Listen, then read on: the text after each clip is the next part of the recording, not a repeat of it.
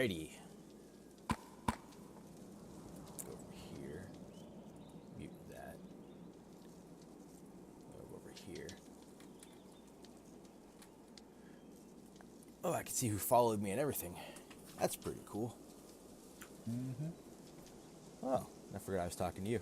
Surprise, motherfucker. Alrighty, go here. Boop, doop.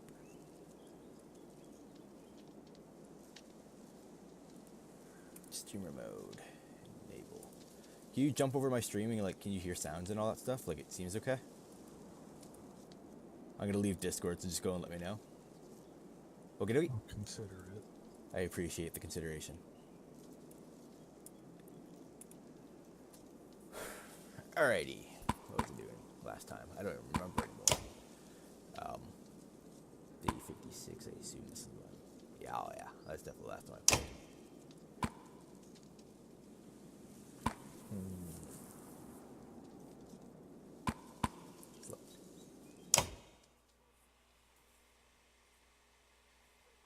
Oh god, Kitty, what are you doing on my lap?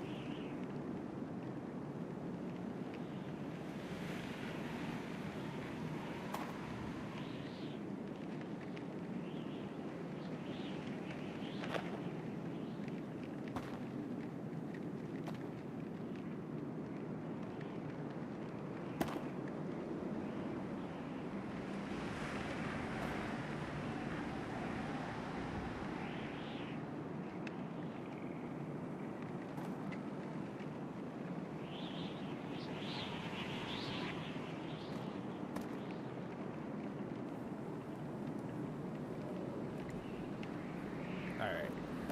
I guess I'll just have to do it like this. Kitty. What do you do? Kitty. Ugh. Alright. What was I doing here last time? One round gets one food, so I don't really care about the supplies. 14 days worth. Silver lockers. Wait for that must be precious to attain. Plus 2 gold. Okay. Heroes. Anyone need to level up?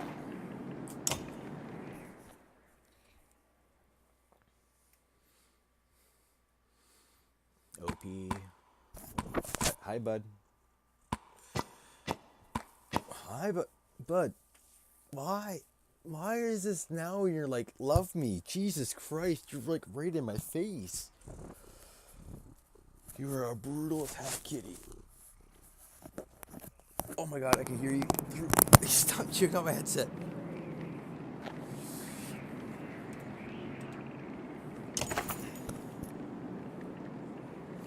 Outside the walls, things are a mess. Dredge are everywhere. Fortunately, they're going around the hill on which Frostweaver sits, heading south and show little interest in following you into the wastes.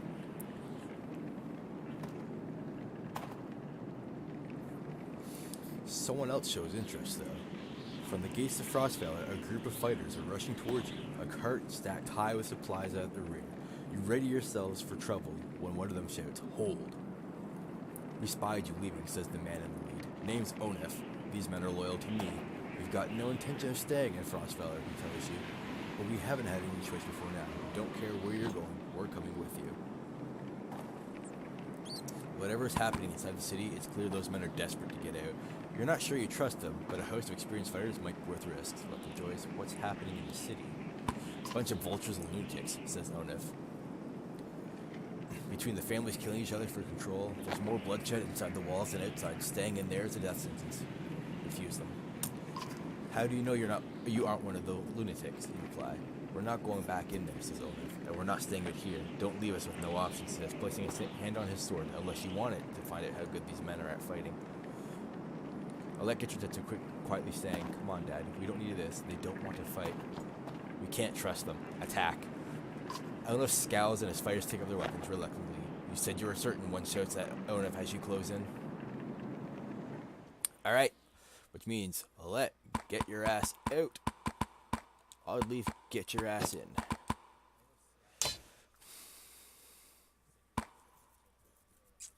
Start battle.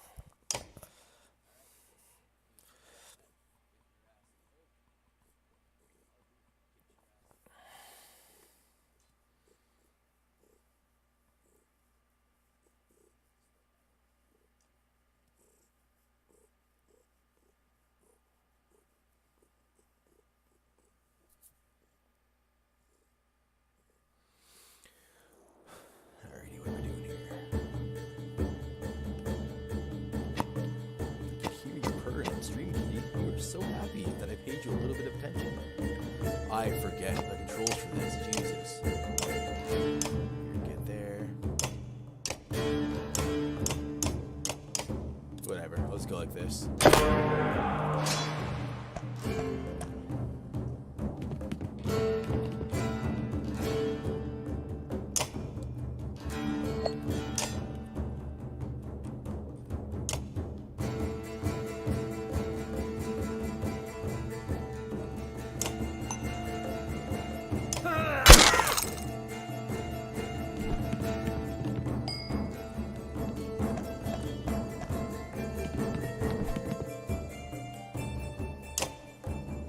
This has been 5 minutes and I would never play this game. It's not a bad game. I actually really enjoy it.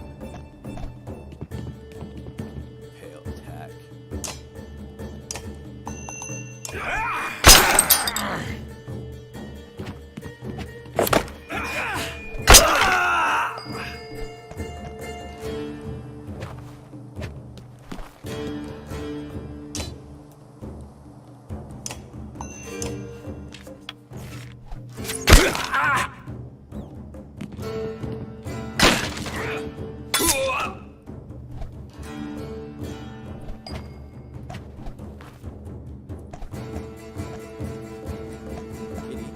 Don't go after the words.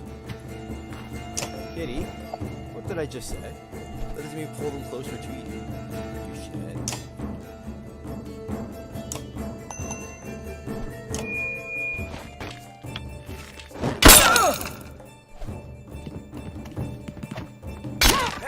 You're biting me. I'll pet you. Pet, pet.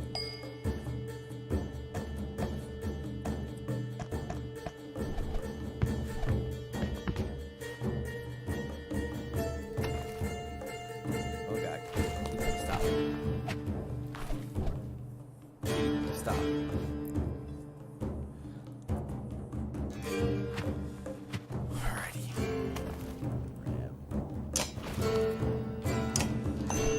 Kitty, you need to like make up your mind to what you're doing.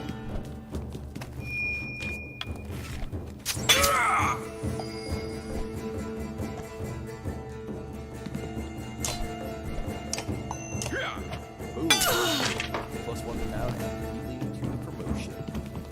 Our main boy.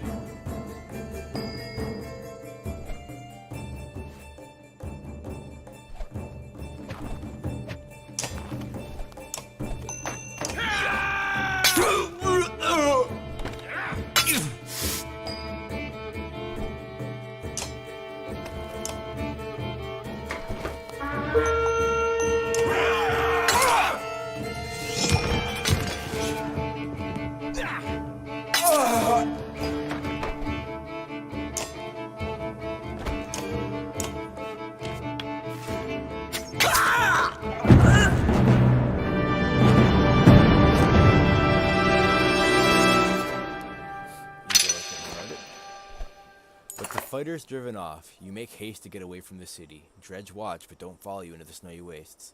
A couple hours later, there's still no sign of either Dredge or the brigands from Frostfeller. You're finally free of Frostfeller, but find yourself facing new problems. You hope that whoever Ivor knows at Wormtoe is willing to help. Alette lies sleeping on a cart as you walk beside her, exhausted but alive.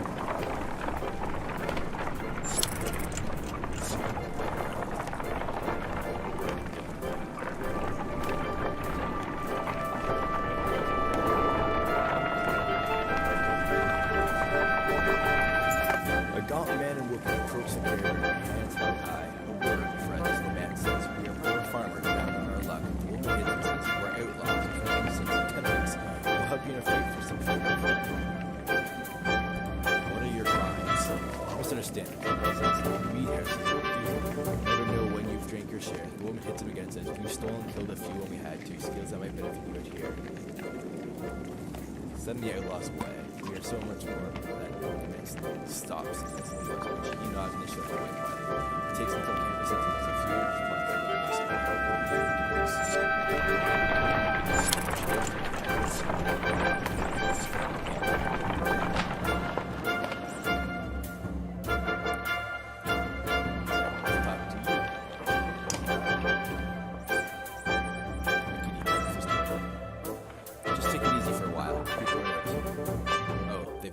have they? We're on the edge of dying daily, and you want me to take it easy?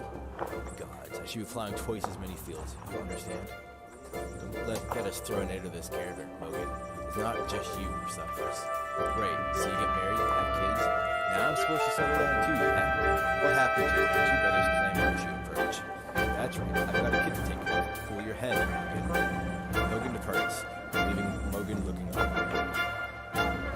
Look, what brings you around? Increase my volume.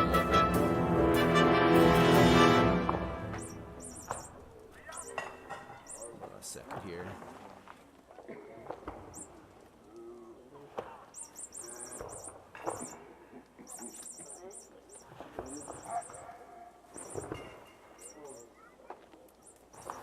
Rook, what brings you around? Sorry, it was none of my business. No, but it's no secret. I like women, Rook. They like me. They like this guy. Forget it. Listen, all this death, every night half the caravan cries up to sleep. Pathetic. Come on, Rook, be honest. This is good living. Half the world just tilling soil till they keel over. What kind of life is that? We're lucky. You could go your whole life with no goals, no purpose, nothing to fight against but boredom and hunger. I'm glad for all of this. I get what you're saying. Look at it like this. We're fighting to the death almost every day, yeah?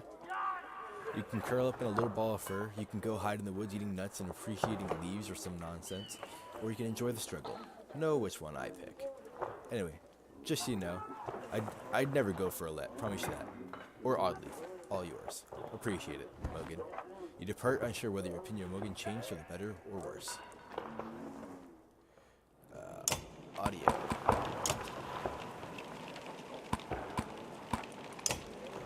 That.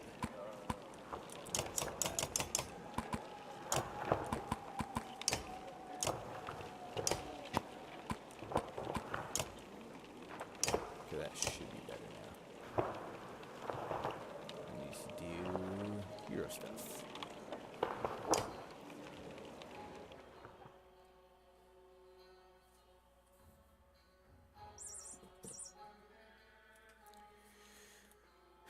View you get promoted.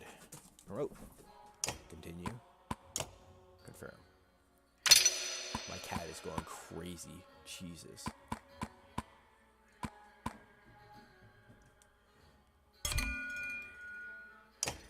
Whoop.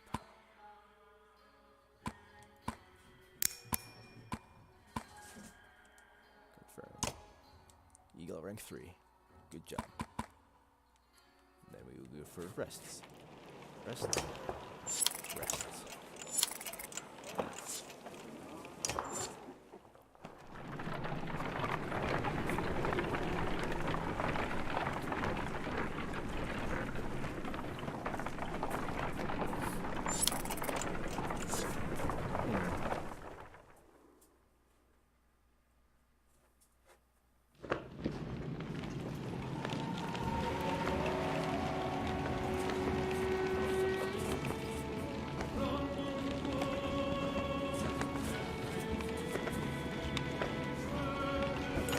Find a surprising number of people camped out at the God's Dome.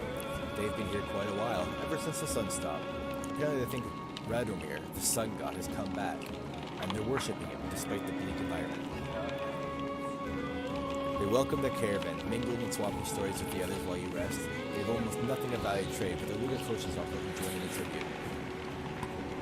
Ask what this tribute involves. Gluten-free. One says, showing you a golden liquid in a silver bowl. He places some on his chest, which almost sounds like a silver, explaining some magic. Through clenched teeth, it's a gift from the sun god, an oil that burns with the sun and lets them see things clearly. See if anyone in the caravan is interested. Not surprisingly, you find no takers. You wonder how devoted you have to be to go in for yourself. Expect the gods to understand. Nobody can really agree on what Radomir looked like. As fond as he was of his own isolation, he never directly contacted humanity. Most think he was a serpent that lived in the sun, and it's not uncommon to hear speak of seeing the tail of a great creature surfing through the thick clouds on a sunny day. Radomir was always one of the lucky gods, the kind of people thank for good weather, healthy livestock, and a good harvest. Despite all that, the biggest mystery has always been how his gods don't came to be found. After some rest, you continue on. The sun god worshippers are keen to stay, so you pack your things and return to the road.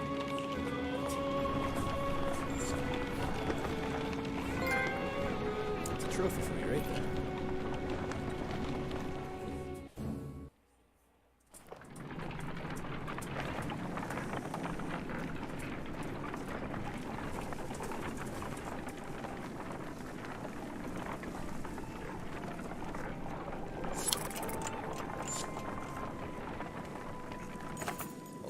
Check stuff here. Properties.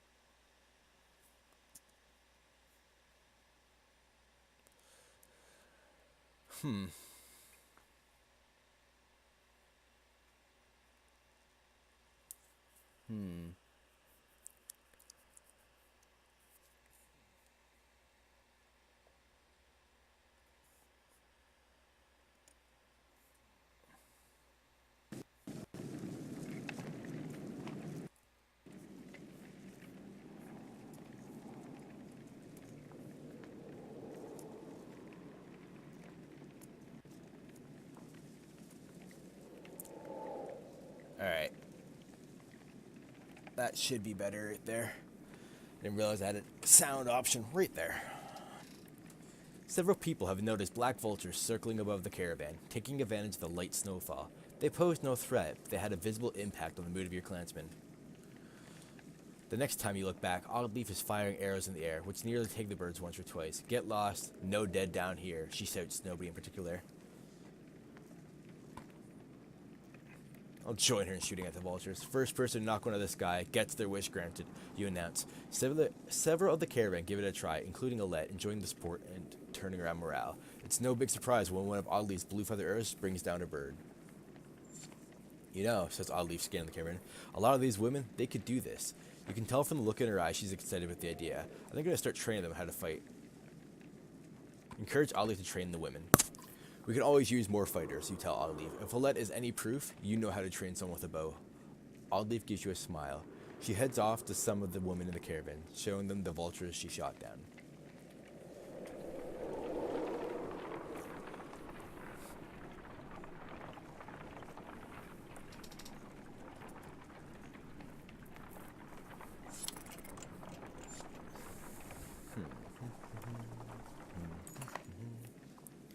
The sounds of a skirmish alert you to a Varl surrounded by half a dozen armed fighters. One man spots you and shouts, "Leave us to our business. This Varl killed my father without reason."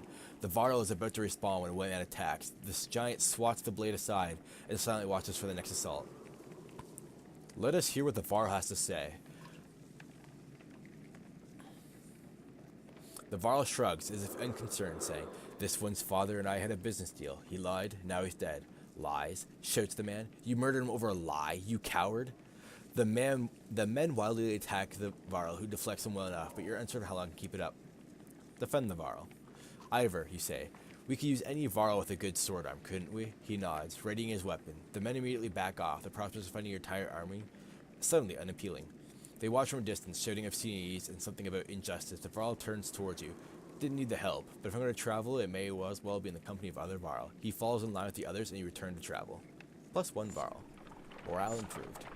+5 for now.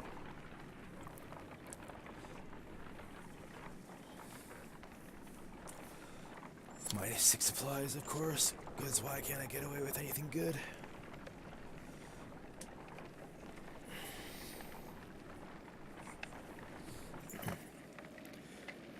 Ahead, you find what appears to be a good number of peasants surrounded by brigands. One of the armed men looks over his shoulder and says, "Gods be damned. This is all I need. Listen, don't interfere, and one of these supply wagons is yours." While remaining silent, the peasant pleads to you with her eyes. "What's going on here?" "Nothing concerning you," he replies, "and before you start telling me otherwise, these are my clansmen. They thought they could run off with every scrap of food in the village. Now, all I want is you to move on, so take your share or don't."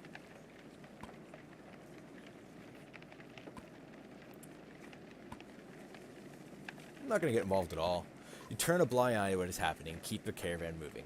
You can't be uncertain whether the armed men were being completely earnest about what happened, but you realize you can't go around solving everyone's problems.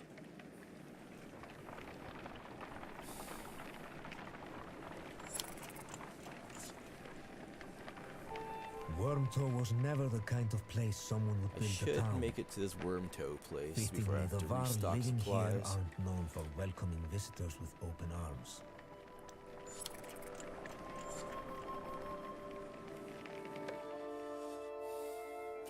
The Varl find you before you see them, not surprising with this many people behind you. With weapons drawn, they demand to know why you're here, but back down when Ivor tells them he's come to see someone named Krumer. Well, I'll be damned. Krumer, it's been a long time. Yeah, it has. So what brings Youngvar to Wormtoe with his very own village of humans? Bad news. Dreads are coming down from the north. We barely made it this far. That is dire news. Come on, we have food. We'll discuss more in the meat house. As you follow the old Varl into their meager town, you catch him quietly saying, "If it were anyone else." I've talked with the warriors here. I'll be honest with you. Half want to go north and find out what happened at Blotzbalker. Some think we should go to Grofheim instead. None of them are happy you're here. What do you think? If I had it my way, I'd stay here and let the dredge come. But you made this a problem, didn't you? We can't feed this many people for long, even if they don't eat much. This is a Varl town. Most of us take care of ourselves. You've got women, children. We could pitch in. make this place livable. It doesn't work like that. These Varl are here to get away from civilization, not make one. It's Krumer's call. It won't be long before Dredge are here too. No, it won't. If there's one thing we should do, is tell Gerunder what's going on. Who's Gerunder? Varl King. Well, as close to one as we have. Ungvar, where'd you find these people? Stay here and rest, but once yours are ready to go, we do. I'm going to see off those who want to head north. But I'll join you to Grofheim. More travel? No, we've already come so far. Stop the pouting, girlie. Even if Gerunder won't listen to a tired old Varl like me, I have a feeling they'll pay attention to your friend Ungvar here. They'll listen to Ivor? Ha, he hasn't told you? Of course he hasn't. Do what you need to do, but don't be long. Market.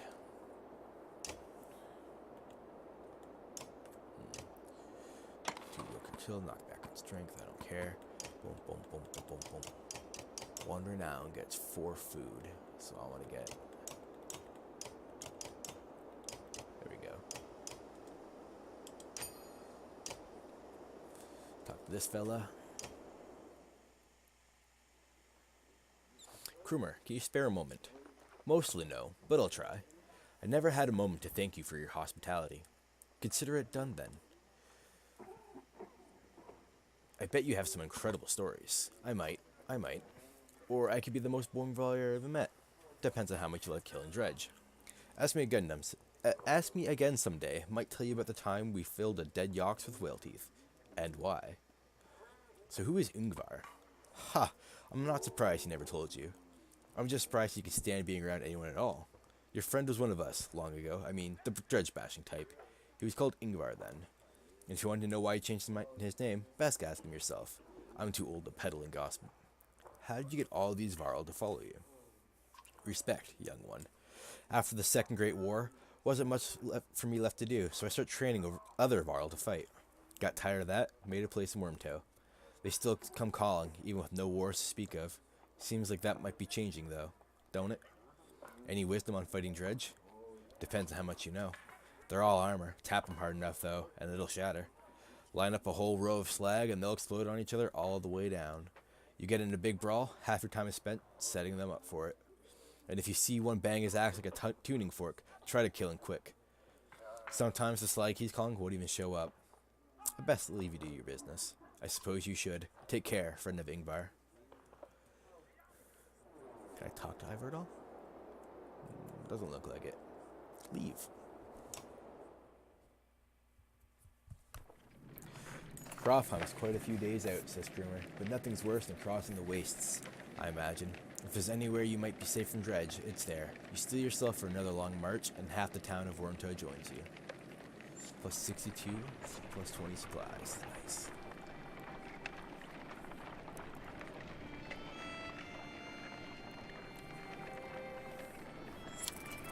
Some clansmen have discovered a large patch of wild fruit. When you approach, you see some people have begun to sample them. My mother frets about whether they're safe after overhearing one of the children say that it tastes funny. Others start gathering by the basketful. Observe someone who already ate some. After a short time, you note the slurred speech of a young man partaking of the fruit. Besides a little drunk, he seems perfectly fine. Discourage others from eating the fruit. Many clans have followed your lead while others continue eating and collecting. Later that day, a few fruit-stained peasants stumble around with drunken grins. Apparently the fruit was fermented, not poisonous.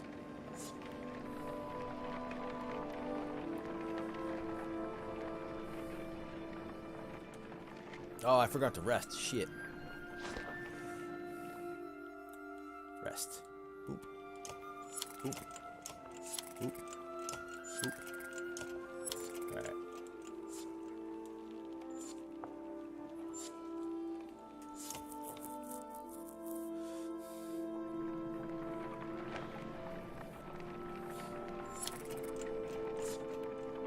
Harsh words from one mother to another draw the attention of the entire community. My daughter marries Ragni or no one. That reed-thin tramp you call a daughter won't provide sons. The insulted mother bares her teeth, ready to attack. Explain yourselves. Ragni chooses my daughter on his own, the insulted mother says, but this one thinks I have something to do with it. Launching forward, the first woman flails wildly, shouting, Liar! The women are separated and eventually calm down, but you worry that this is far from over.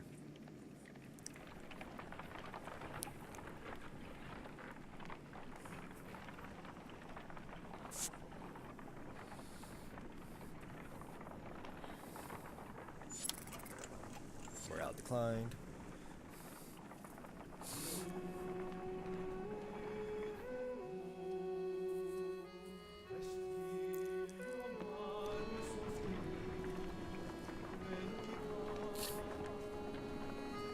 Just another godstone?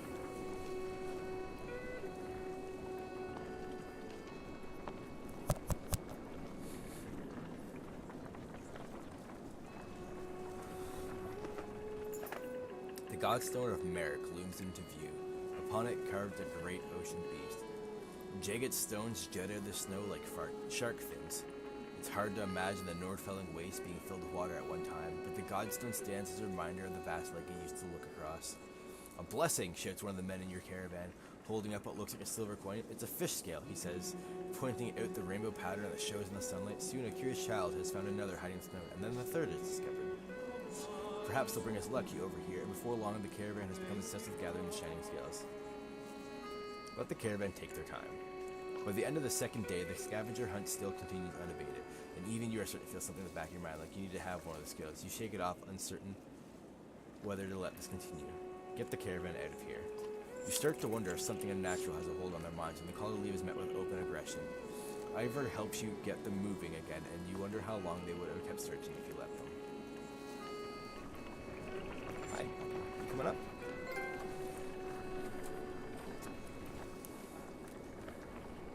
Come on up, bud. Up, up. Another trophy for me. Oddleaf calls you over, grinning. A whirl of women holding bows of differing age and experience line up before a row of trees in the distance. They fire, doing an impressive job of hitting the trunks. I think they're ready to fill some dredge with feathers. One woman still hasn't shot her arrow. She stands perfectly still. The others watch just as the wind shifts. She lets go, and her flies not into one of the trees, but a snow rubber that has scurried out from underneath. Dinner, she says, smiling. A group of men from the caravan approach. Listen here, says one. Practice all you want. My wife isn't fighting dredge. The other men agree in chorus. We don't want to see a battlefield full of dead wives and daughters. Encourage Oddleaf to train even more archers. To be honest, says Oddleaf, this was already harder than I expected. I don't know how many more would really take to it, but the more people who can hold their own, the better. The men continue to complain. The women return to camps, not just as clansmen, but as fighters.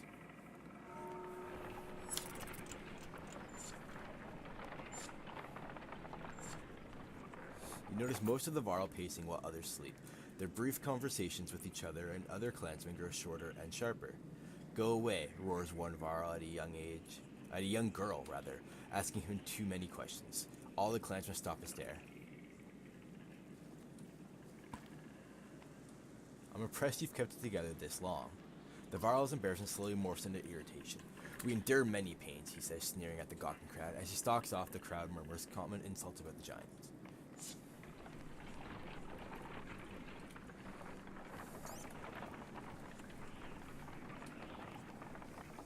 Oh my god, I'm running out of supplies and start dying. Shit. I messed up somewhere. You hear her whistle on the wind and spot a long line of Varl far up ahead, heading towards you. Behind them is a swarm of dredge, and a trail of bodies leading off into the distance. Get down there, barks Krumer.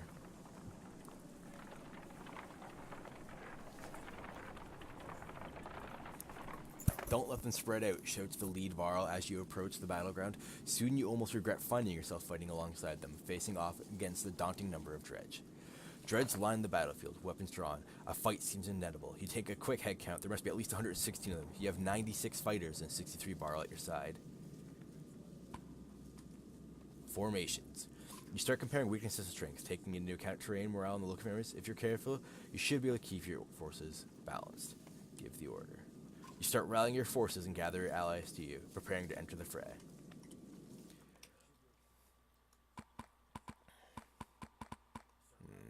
Hey, he looks cool. Assault. He's a provoker. I don't remember what provoker is. Oh, forces people to attack him. Okay, he's pretty cool.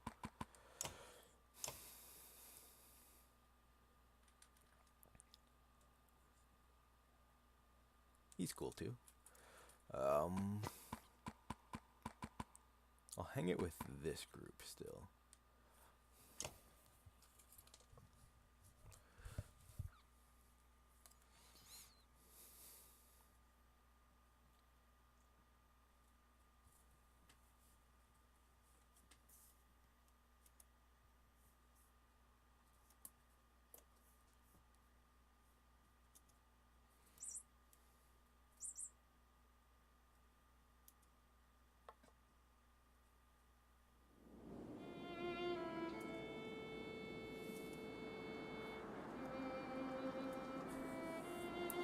Alright.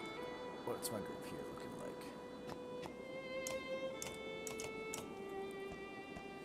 Alright. I want to go for...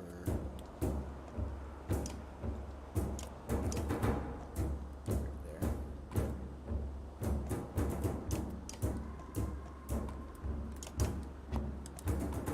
War.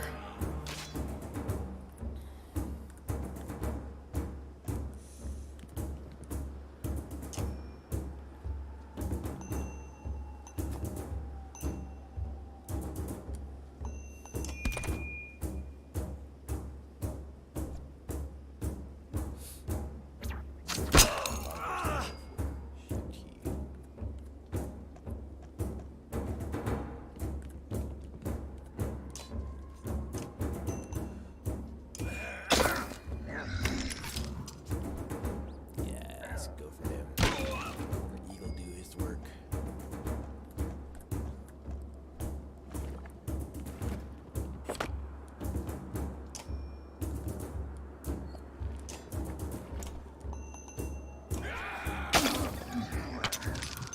A vicious grunt, eh?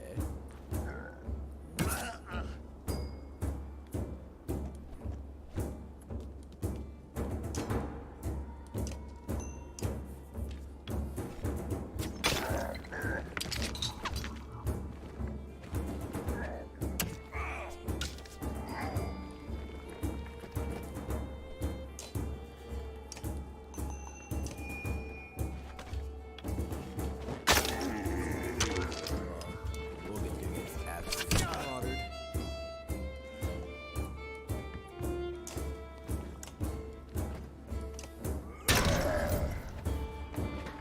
Oh my god, Mogan is getting absolutely slaughtered. Jesus.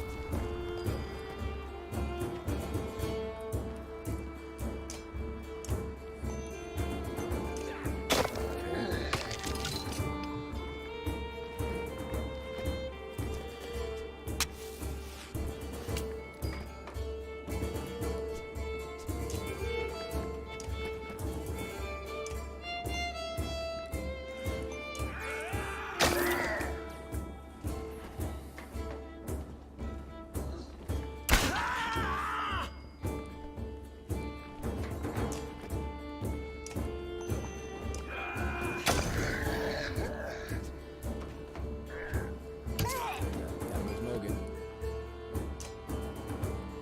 Snipe you out.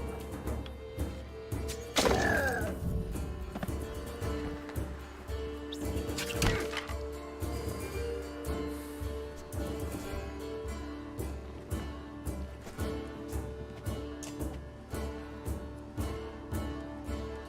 2.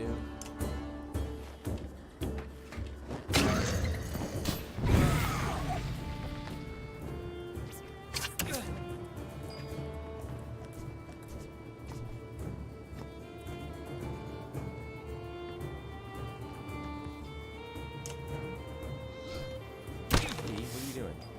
Kitty? Oh my god. You're being a monster right now. Kill you. Kill you.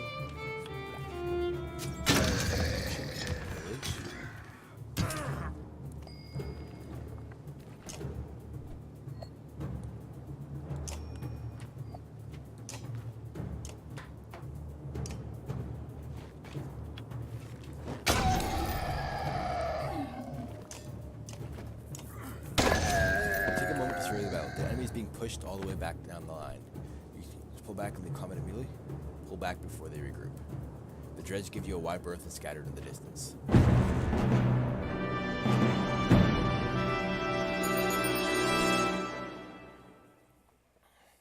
Isn't this a damn curiosity? This is the second time I've been sent to find a Varl who's heading my direction with humans in tows. What are the dreads doing up here? Gods, does nobody know what's going on around here? They leveled Grofheim to the ground. We've been losing ground for days. You're under an Einartoff now? They sent me to gather Groomer and the rest from Wormtoe when he ran across this bunch of slag, and there's a lot more where they came from. Is this all the Varl you've got, Groomer? What have you been doing? Eating each other?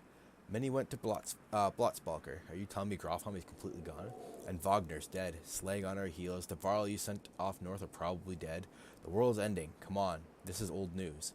We're gathering in Einartoff. That's where we need to go right now. Wait. Fassel takes a long moment to look over the caravan of men, women, and children behind you. Not them. We just saved your ass. Little one, you have no idea how many slag I've butchered in the last few weeks. I don't get in fights I can't win. That includes men who invite themselves into Einartoff. Damn, Fassel, who cares about that? What in the depths happened at Grofheim? Before Fassel can reply, a low grumble grabs your attention, growing louder by the moment.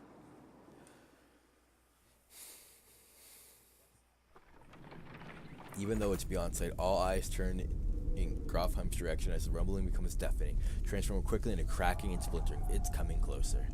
Go, shouts Fassel, taking off towards Einartoff. Don't stop until you reach Hatterboard.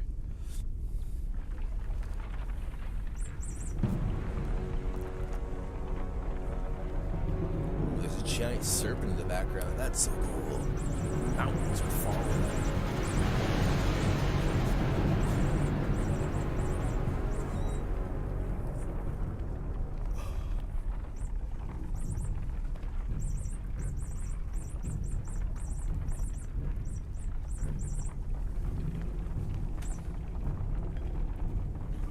Little kitty's throwing his toy around.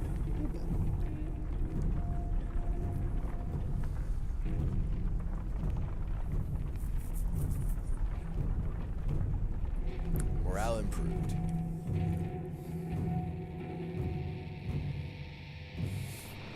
Building up like a little fortification here. That's cool. I have 1 day left of supplies. This is gonna be awful.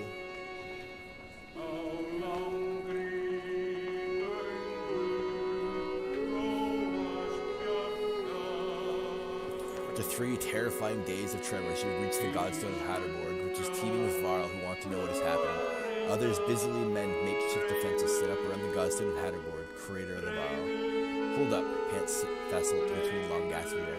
We're going to have a talk. You're still standing. Well, most of you.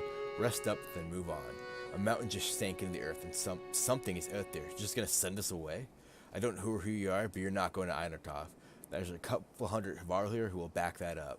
Where are we supposed to go? Back the way we came? We're stuck between 2 mountain ranges. In one direction, a few thousand Varl. In the other, an army of dreads and whatever caused that quake. Einartoff is a Varl city. This shouldn't be news to a Varl. Give it a rest, Fassel. Don't you recognize who you're talking to? Surprise suddenly flashes across Fassel's face. The other Varl are starting to come closer now. You hear Ingvar being whispered between them. I think this might be the one person you want to let into Einartoff. The humans come with me. All of them. Fassel glances between Ivor and Krumer before stalking away, pushing past the mob of curious onlookers. Ivor, who are you? Some other time, Rook.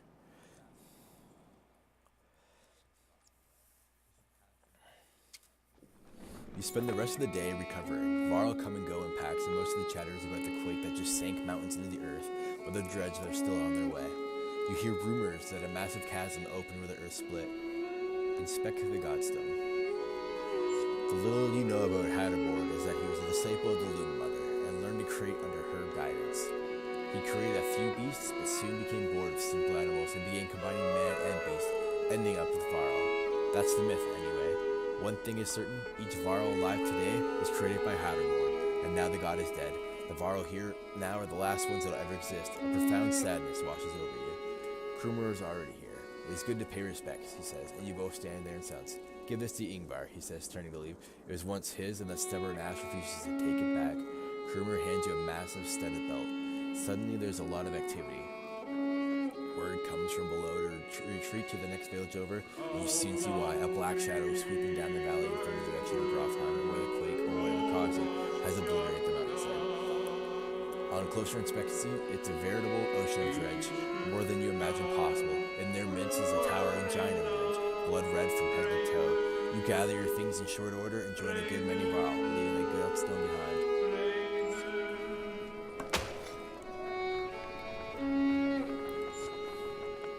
Alright, got a couple more supplies, so that's good.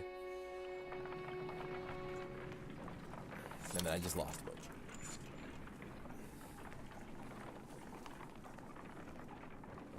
A mother's scream floods the caravan. Her daughter lies dead in tent. We all know who did this, she spits, staring directly at the woman she scuffed previously. Murder over a marriage, and these times something must be done. The accused woman remains silent. Investigate the death. A healer joins you in inspecting the young girl's corpse. An old infection, he says to the leader. No punctures, no choking, no poison. She died of disease. You report the news to the caravan. The mother admits that she had always known her daughter was ill, and everyone moves on.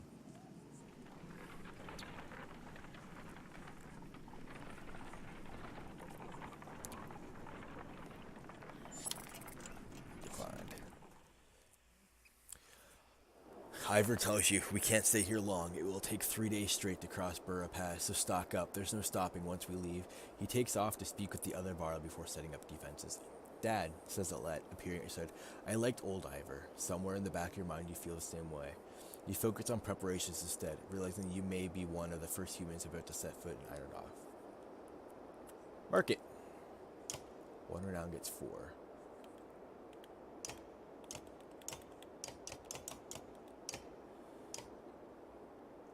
Anything good here?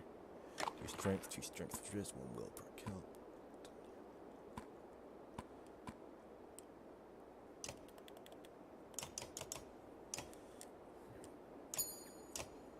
Heroes. I think I have some promotions. I don't think I can actively promote anyone though, because I'm pretty sure, yeah, she's gonna need some more than that, right? Promote. Oh. She needs 10. I'm not going to bother with Alette.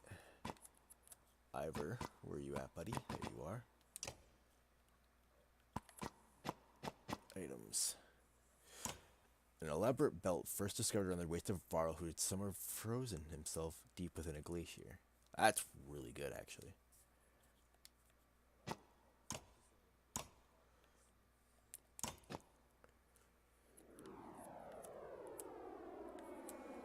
Do 1 rest. And then we leave.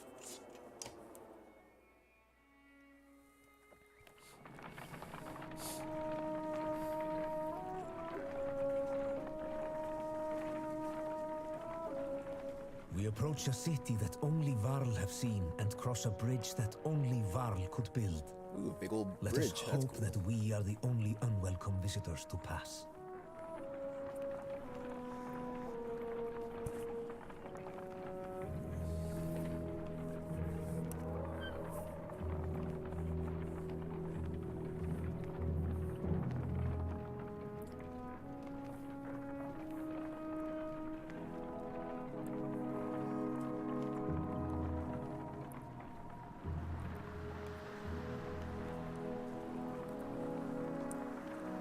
Buddy. My handsome boy, yes you are.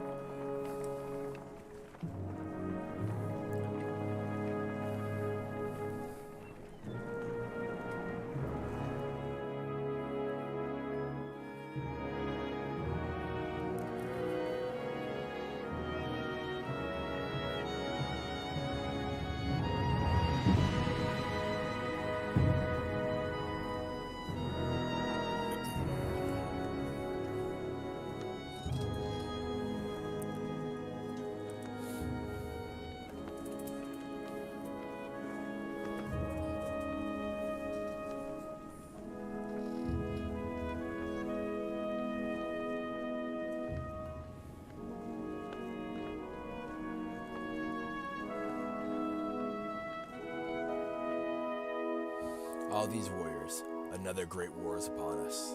It's the 3rd time I've seen such a thing. There are far fewer of us now than there once was. Krumer heads up the stairs to the Great Hall and returns shortly after speaking to some varl. What did they tell you? By all accounts, the dredge are coming here.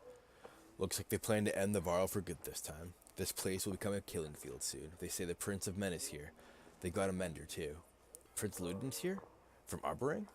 In any case, we'll be given no audience today. You remember the last time you were here, Ingvar? It's Ivar. Yeah, I remember it. What now?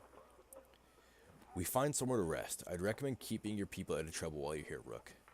In fact, keep them visible. Jurander won't be happy you're here. You're shown to quarters, but could wander the city while you wait for an audience. You feel like you could sleep for a week straight.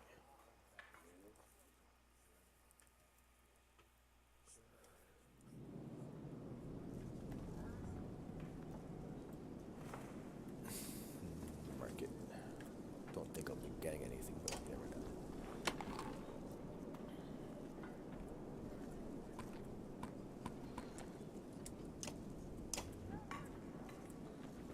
Rest. As you settle in, you receive word to come to the Great Hall the next morning. Ivor suggests not speaking unless addressed, and even then, keep it short. In your dreams that night, you see Varl kings fighting with Dredge lords. An ominous feeling lingers as you prepare to enter the Great Hall.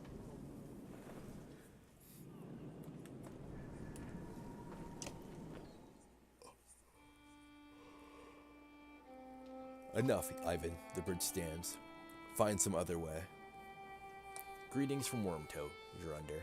I've brought an ally. Who are these people? We don't have time for games. Wait, I know you.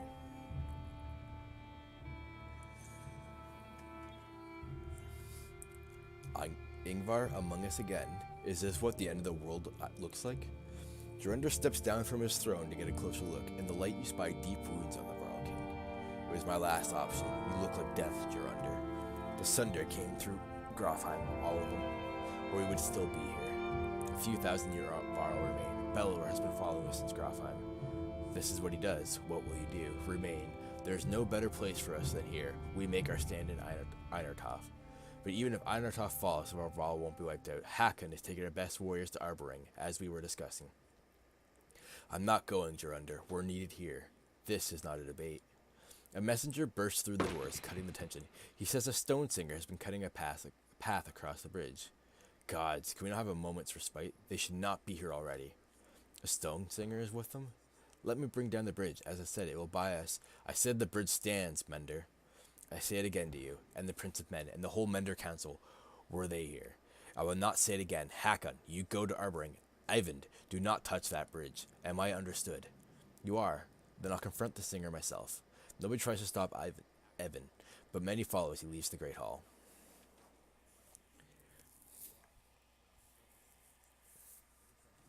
The Mender walks past great companies of Varl on the way to the bridge. A tall, thin creature stands there, two black spears over his shoulders, ringed by Dredge. The Varl backed away in fear. Ivan stops before the stilt-legged feature. Suddenly, Ivor is beside you. We should help him. You expect Ivor to refuse, but instead he locks eyes with you. Listen to me, Rook, he says. You will probably die here, and so will everyone else who steps on that bridge. Look at your daughter. Are you prepared for that? No, I'm not. You watch while with your heart in your throat. Ivor continues on alone. They stand by the member at the bridge. Trying to take all the glory again? Ingvar, shouts Hakon, stepping forward with his entourage to join Ivor on the battlefield.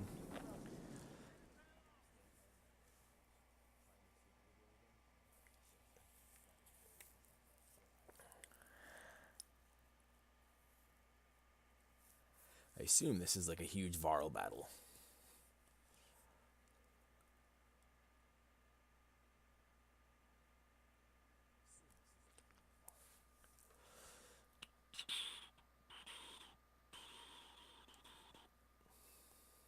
Oh boy, yeah, it is it ever.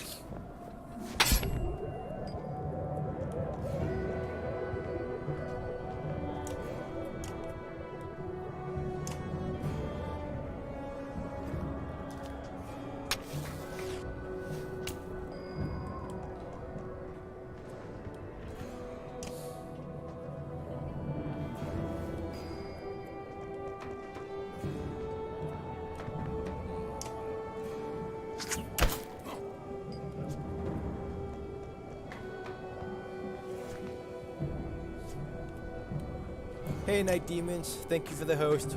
Welcome, other viewers. What is this guy even doing?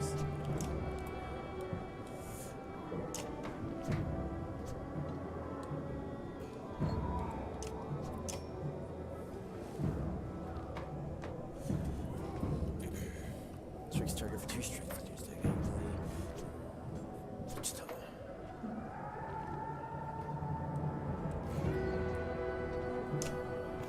How was your stream, Nate?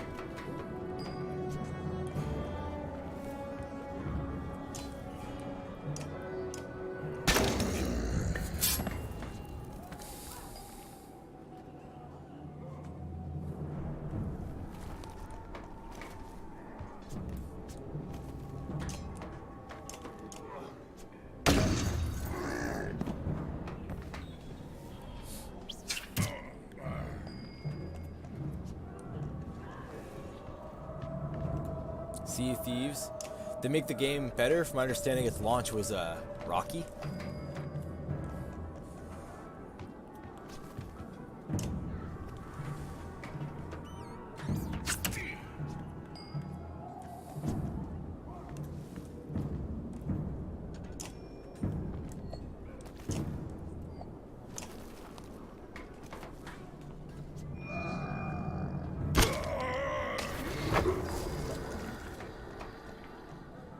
You're not allowed to drive the ship.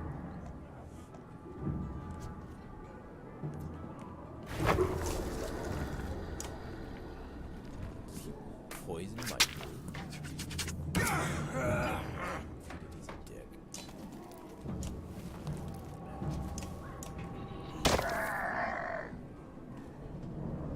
Oh yeah, they're poisoned. Look at that. Well, it's good to see that it's great.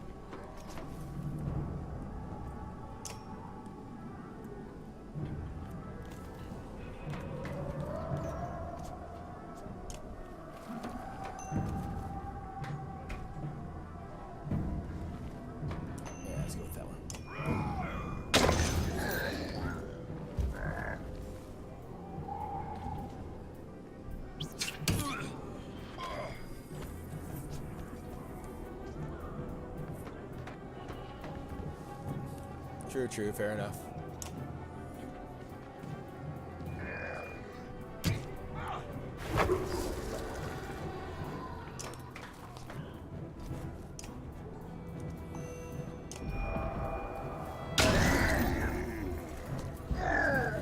Oh shit. What do you even do in Sea of Thieves? All I know is you like move around on a boat. That's pretty much it.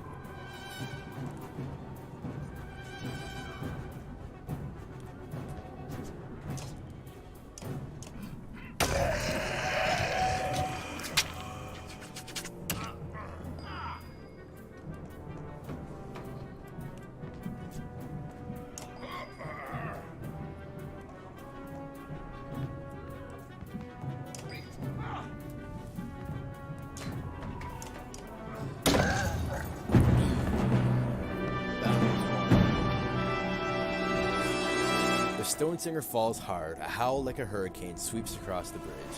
The dredge part like a black sea. From their depths steps a crimson behemoth, and a wave of sheer terror hits you like you've never felt before. Bellower. Everyone back off, shouts Ivor. Evan and the other Varl step back, almost against their will. You can't pull yourself away from watching what happens next.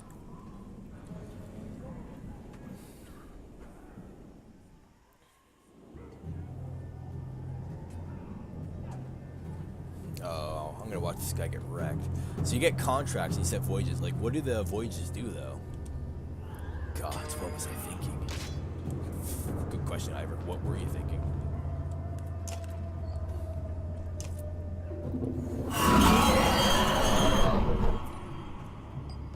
Oh, he got stunned. He looks cool, though. Oh my God, he hits like a truck. Batter ram. You get away from me, you dirty monster.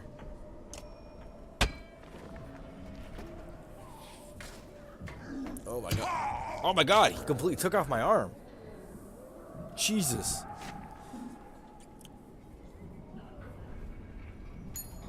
go to X place and dig up chests or kill a rare or get livestock from islands and then take to outpost. Oh, that's kind of cool. Ivor writhes in agony, his armor torn clean off by Bellower's onslaught. The Sunder raises his weapon for the killing blow. Sunder, face me, screams an uncertain Ivan, stepping back onto the bridge, raising his staff high. Even from here, you can see his arm trembling. You feel practically frozen in place watching.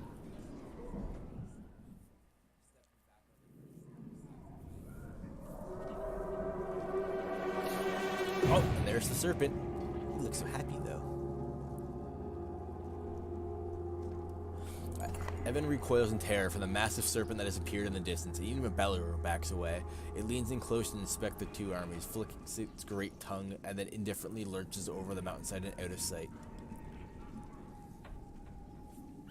The Dredge are a knot of confusion. Some cower, others crouch in what looks like worship. Hacken shouts orders above the din. Varl rush forward, bowling over surprised Dredge, gaining ground. Bellower is receded back into the horde. Gerunder watches from atop the stairs. Hurry, says Evan, suddenly pulling at your arm, snapping you out of the moment. You rush to Ivor, laying on the ground amidst the fighting, still breathing despite a missing arm, and drag him back into the city. The pirate aspect is going after other player or enemy ships. Oh, so basically you were a bunch of pirates versus a bunch of other pirates. And that's pretty much it.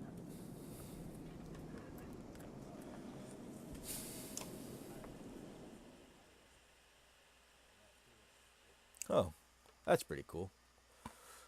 I don't know. That sounds pretty nice. I'd leave. I'm going to promote you. Continue. Make you not suck.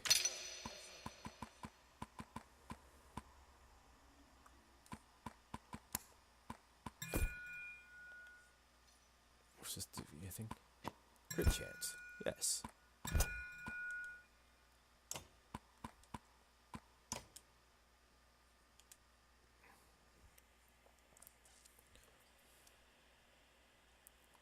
That's pretty cool. See, there's like a little bit of a risk-reward thing going on. Can you save? Yes, probably. Give me silence. Nearly 3 hours pass silently as Evan plies his trade. Flesh slowly forms and closes across Ivor's torn frame. That is as much as I can do. He should make it. Thank you. The mender looks exhausted, leaning heavily against the bed. When was the last time you slept? A couple days ago? I'm okay. Just need to sit. Before you can catch him, the mender crumbles to the floor. Chapter 5. Wary the weight of the sun.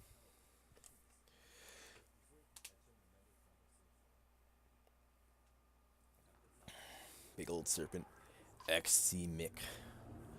Your sight swarms as if underwater. Memories fly away like startled ravens before you can capture them. With great effort, you remember who you are.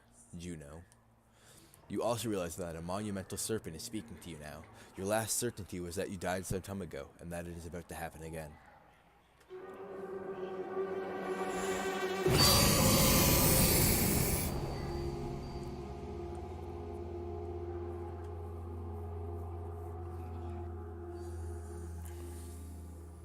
Frustrating. You are slow to understand the serpent. It speaks in a language that recalls very ancient memories of words you learned long ago. If you are not going to die, I suppose we must speak instead. Who are you? My name is Juno. You are a Juno? It means nothing to me. Maybe I have asked the wrong question. What are you? What is your purpose? I'm a mender. Mender. Ah, Valka. Now the picture is forming. Do you not know me, Valka? Though your memory is still fuzzy, you're certain you know nothing about an enormous serpent. What do you prophecies say? The gods gave you prophecy, fate, destiny. Is there no child coming to slay me with a magic sword? Are there no stars in the sky foretelling this disaster? Do you truly not know? The gods are dead. Dead. How is that? Are you a god? No. The gods are silent, and before me stands one who knows not what they have done. Listen carefully now, for I will give you a prophecy. I am the end. Do you understand? This world and this tapestry, I would devour. It is my purpose. But I cannot. Instead now comes a wall of night to consume your pitiful world. Wall of night, the dredge? Dredge? Stone men marching across a long bridge? No, it is darkness. The egg white that has turned black. I am meant to devour the tapestry itself, not idly witness the dusk smother this rock. I am incomplete. a worm crawling through a dung field. Because of you, who are you to take my destiny? What are you? Return what is mine.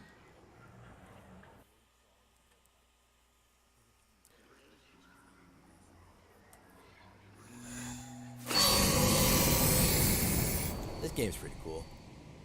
I have no idea what's going on because I haven't played it in like a month, but I like it. Ivan. Juno, you're alive. You're alive. How? Where are you? Wait, where am I?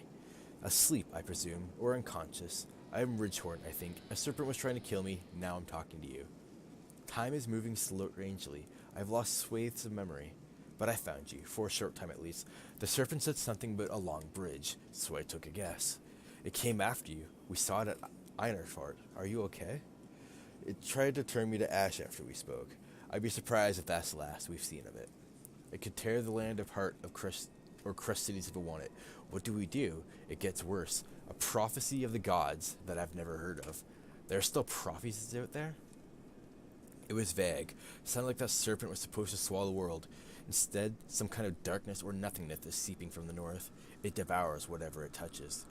That would explain why the dreads are swarming on us like someone kicked an anthill. Ivan, are you in danger? You could say so. Bellower is here. The Varl holding him off, but not for much longer, I think. Of all the Sundare, why the immortal one? Bellower, that is the worst of luck. I would have you come to me, but we will have to do this the hard way. Listen closely. I will return to Strand and find passage down the Red River. You must leave Einertoft and meet in Sigerholm. Juno, we'll never make it to Sigerholm. Bellower is about to overtake us. The Var won't listen to a thing. Find a way. Do whatever it takes. I will not be able to contact you again before Sigerholm. Go. And Evan, yes, I love you. Gay.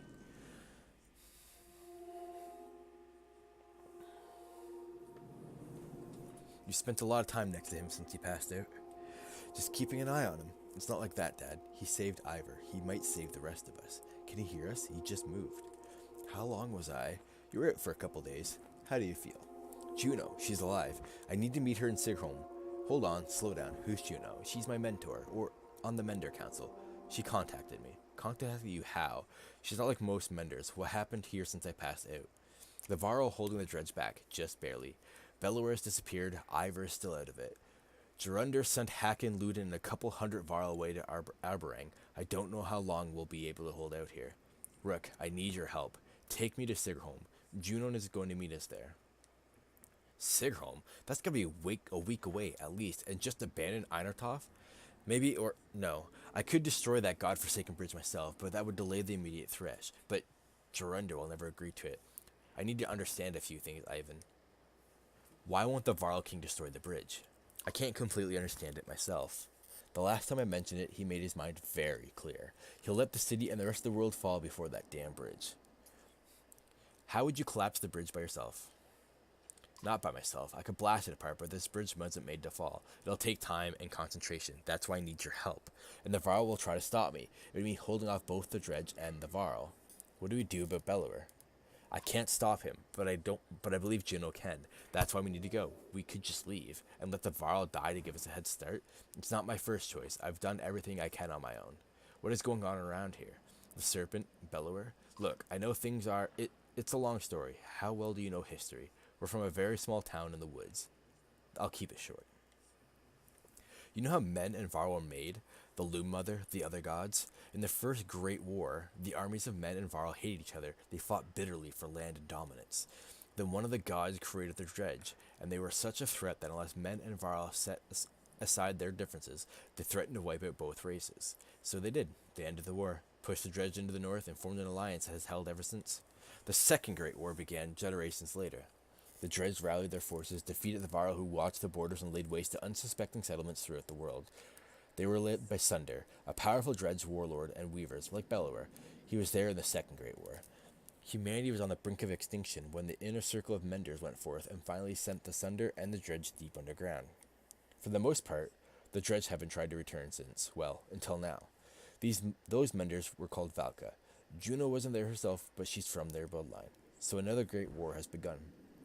If I didn't think the world was ending, it would be incredible. Ancient history is playing out before us. What about the serpent? That's another story. There's nothing in the Menders libraries about that thing. It must have something to do with the Dredge returning. That seems likely. You consider your options. I need time to think about this. I understand. Be quick, Rook. There has to be some way to... I can't believe that Varl would be so stubborn. Speak to Drunder yourself. He's in the Great Hall. Maybe you'll have more luck. Or maybe he'll put your head on a spike. Rook, I hate to put all this on your shoulders, but I've got a few friends here. Come to a decision quickly. Either way, we can't stay. We have to make it to Sigerholm. Juno will know what to do.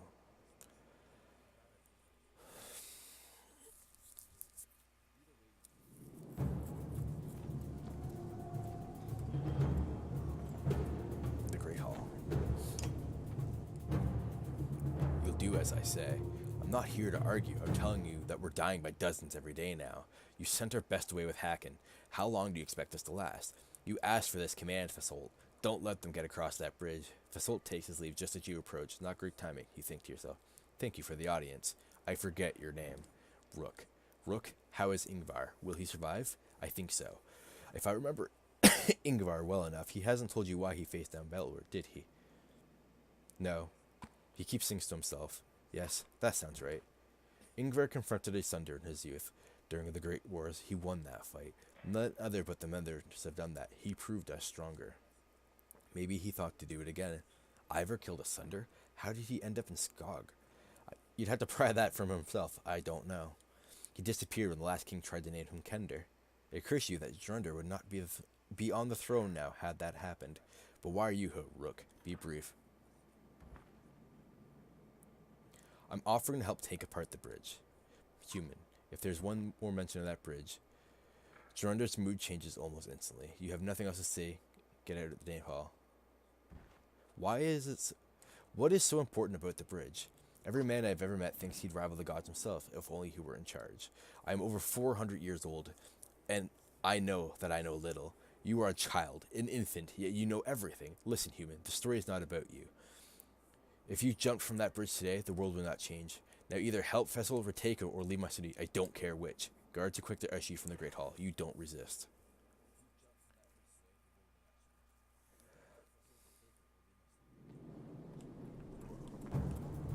I'll fight on the bridge then. Fuck it, let's go. At the war front, rows of Varl lined up, waiting for their turn to fill in as the warriors on the bridge battled, dredged in one endless churn of bodies and blood. Fissel catches your eye between giving orders. You lost, human? He says. Offer to help. Fair enough, Fissel ultimates. I'm not going to argue against putting you on the bridge, he says, but we've got plenty of wounded here as well if you can work a needle. We can treat the wounded. You spend a day alongside Alette and many others tending to wounded Varl, of which there are many. The work is hard and bloody, and after a long day, you choose yourself to wash off and find a place to sleep while the fighting continues unabated. Fight on the bridge.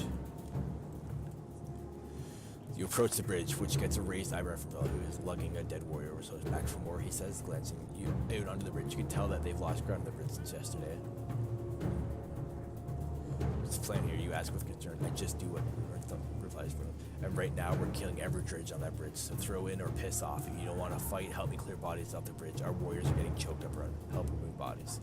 You follow Fissel, making several dangerous trips near the battleground and pull bodies back to the city. The sight of you and other men struggling to carry lifeless giant bodies would be comical if the circumstances weren't so grievous. Nearing the end of a grueling day, you hear screams. A dredge pushed past the fence for a moment and tramped its way. Oh no!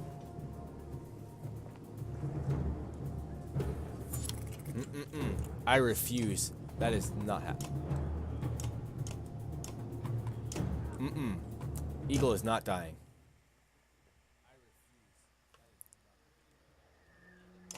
So I already read this stuff, so I'm just gonna skip it. But I refuse to let Eagle die. Eagle is not allowed to die. I love that guy so much. Skip.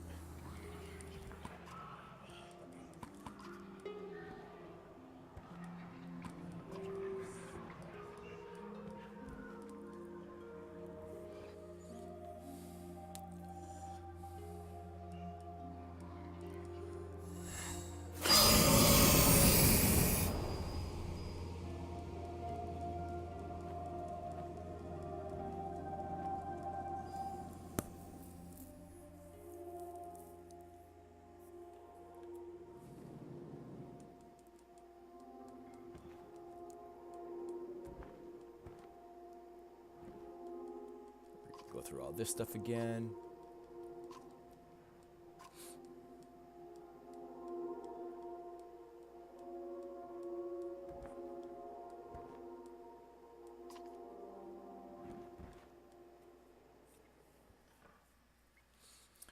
I do not want Eagle to die. I love that guy so damn much. He's so good.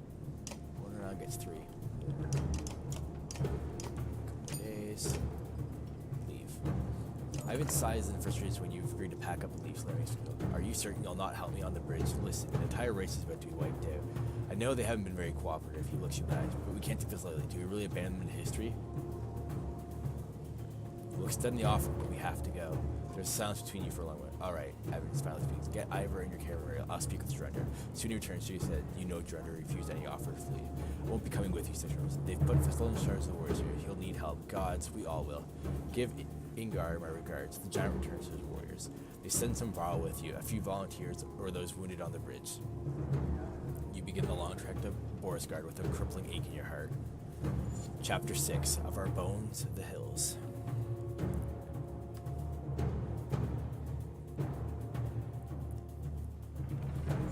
Declined.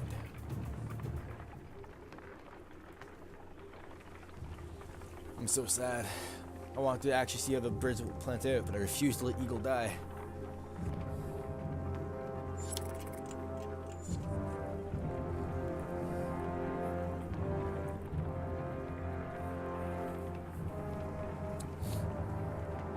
Dad, Colette says, the camp had stopped for a short break. She pulls you by sleeve. Ivor woke up. She leads you back to his tent. Ivor, don't get up. This is what happens when we die. I'm very disappointed. No, you're okay. We left Einartoth. What happened? Did anyone survive? It's hard to explain exactly. We're going to meet another hunter. Bellower is still at the bridge. Then they're all doomed. So be it. Just rest. It's a miracle you're alive. I haven't seen you. Give them my regards. Ivor grimaces and stands. Try as you might, you can't convince him to relax. He intends to walk like everyone else. Heroes. Ivor is still here. Eagle. Alright. Oh, you have stats. Alright. So I'm going to go for maxing this out.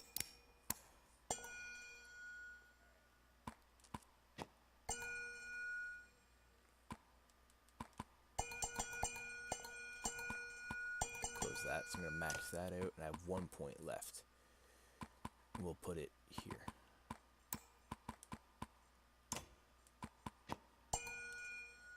Cool.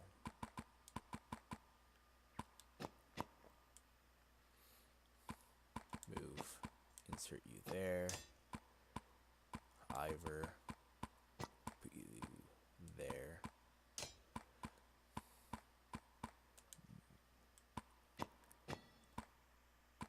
Move you there. Move you down here. Oops, I didn't mean to remove you. Right there. Swap. Okay. You have 2 points available. Alright. Boom. Boom.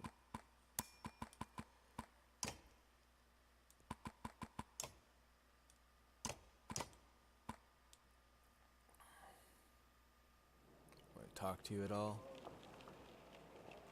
Nope. Leave.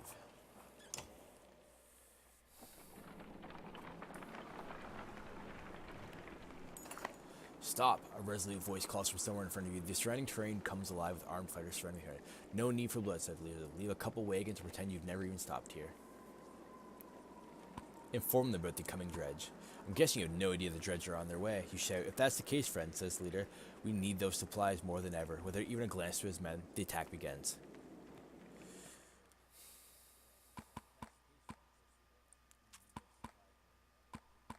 Oh. I want to use Trigvi. I really like him. Bye, Hogan.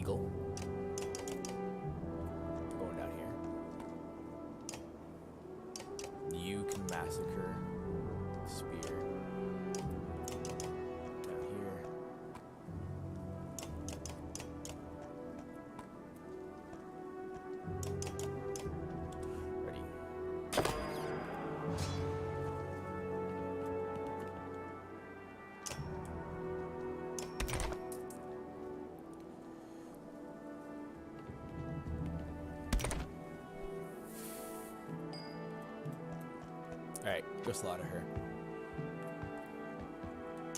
Blah.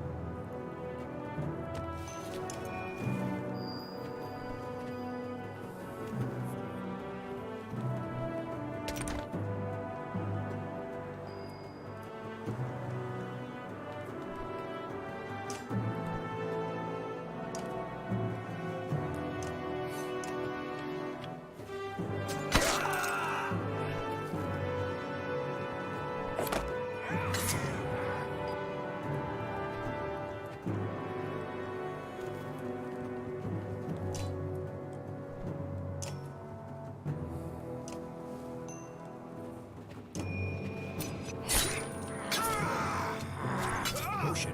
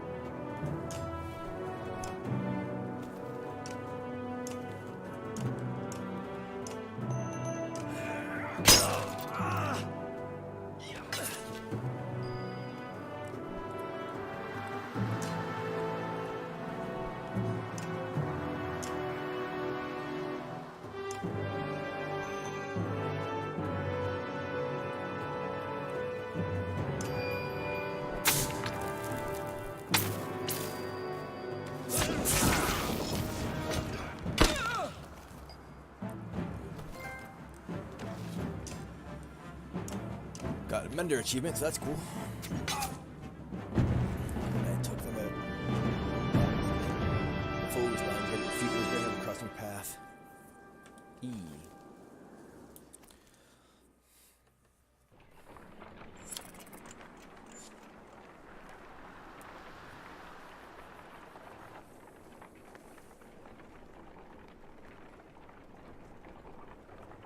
A scout returns with a nearly frozen child. I almost stepped on her in the snow. Looked like she must have been running from something, he says. Patches of blue mottled her pale skin, but her chest rises and falls ever so slightly. Even just carrying her along could kill her in a state like this, says the woman. We could be in danger here, points her in there. Stop the caravan for rest and tend to the girl. As the caravan tents rise, the fire is built beside the girl, who is covered in furs and ointments. Progress is slow, but soon you see the girl alive enough to swallow water and some heated broth. When you make the girl, the healer tells you the girl should be fine in time. Morale improved. Morale declined.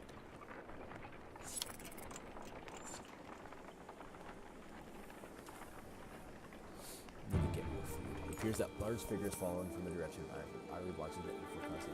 They have a cart. I can hear it. You slow to get a better view and spy a small caravan of Varl. Eventually they catch up.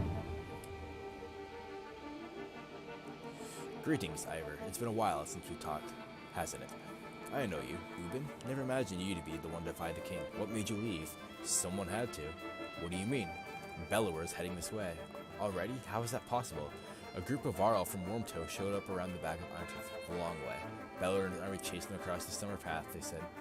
Past Wormtoe? That doesn't make sense. Bellower was at the bridge. He must have double backed after the serpent appeared. While we fought on the bridge, he led half his force around to approach Irontoe from behind. Attack on the bridge was a feint? Don't anyone tell you the Dredge aren't clever. Irontoft will fall within a day. Maybe not. He's following you. I thought one of you might know why. You exchange nervous glances, but nobody speaks up. Must be me, then. Is there something I don't know? That's quite a grudge he's holding if he's coming for you, Ivor. It doesn't matter. Our only chance is to get to Sigerholm. Juno will know what to do. We'll join you. I bring supplies and warriors, and my friend Gunnulf here bears a heavy sword. I believe he'd be happy to swing it for you. Oh, more supplies, thank God. 15 fighters, 5 Varl. 15 renown. Yes. Need the rest.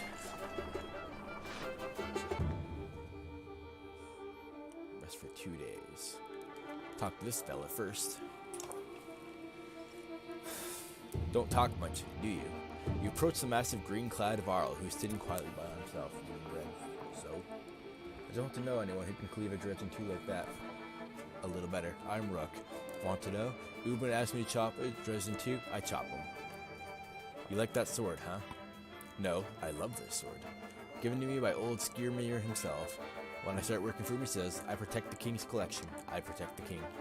Gudolf makes an expression somewhere between pain and frustration. I couldn't save it, though. He makes a hand motion like an object falling from a tall height and exploding. Mattered a lot at the time. I think it doesn't matter now. Skirmir is dead anyways. Traveled with Uben for long? Yes. Long time. When I was young, I fight for another brawl. It did not work out. But I learned to swing a sword. Uben pays well. Gives me plenty of things to kill. To be honest, maybe too many things these days. You consider your response. I'll let you finish your meal. Want to be friends with Gunolf? He pops the last husk of bread in his mouth. Keep food in the cart.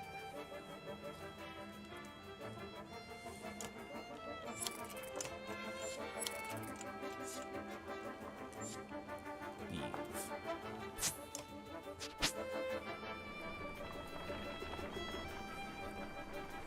The caravan stops at a split in the road. Ahead, the path leading to Cedar Home veers off in the hills, which are now swimming with familiar black shapes. Dredge that way too, Grimston? The summer path leads straight to Shimble. We'll take the main road add several days. They're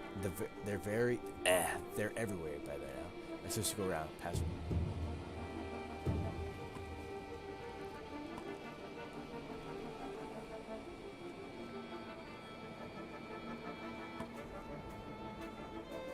Taking a path from the dredge. Courage, you tell your fighters. We fought dredge before, and we won't find peace again until we've reached Cedar Home. The caravan turns towards the summer path, where you immediately find yourself face to face with foes. Formations. Give the order.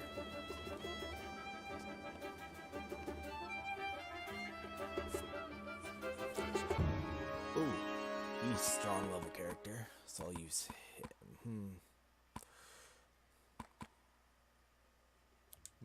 Remove you. Can I promote him?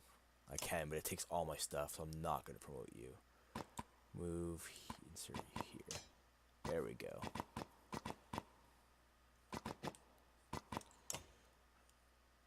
Ready for battle.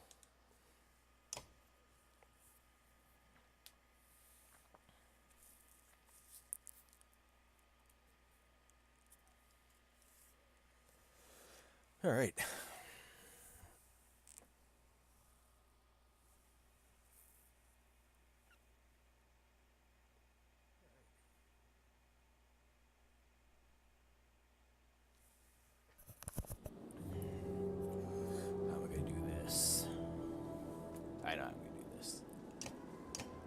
First off, there.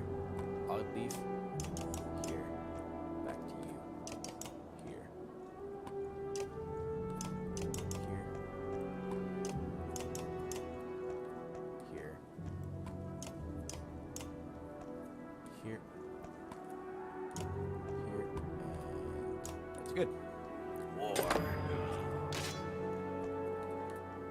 Run up to him. You're gonna stonewall yourself.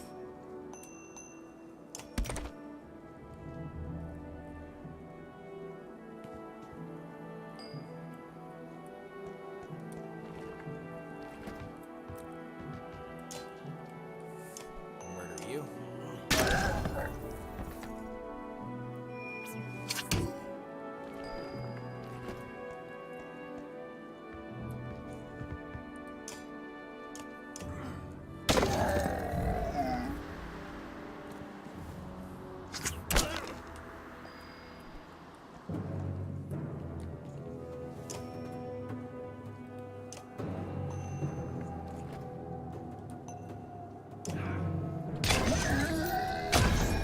I crit.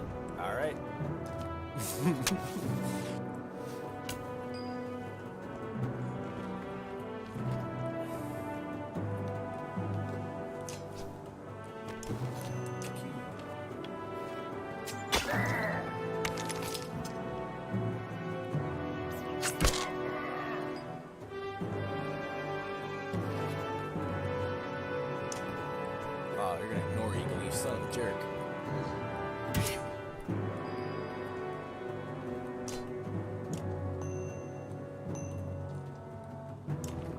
fire over there.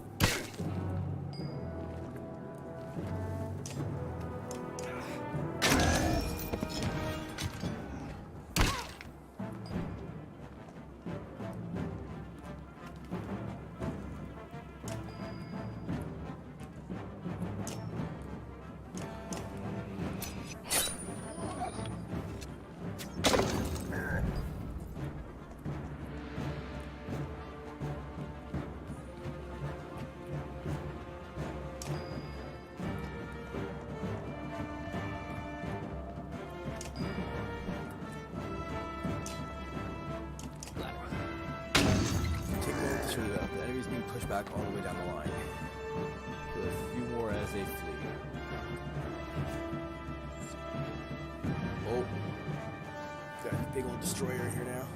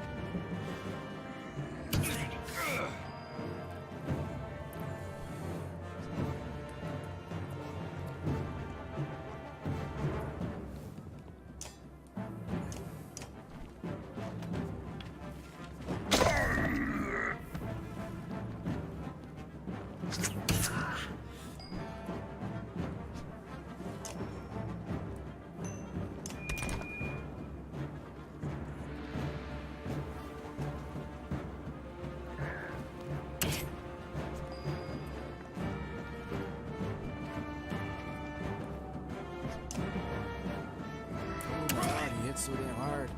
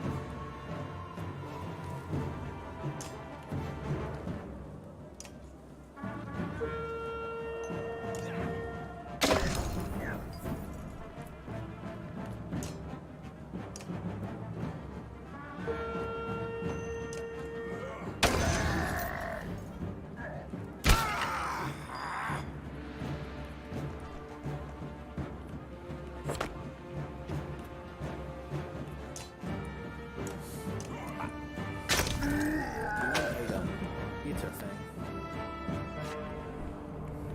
Lost 11 mark.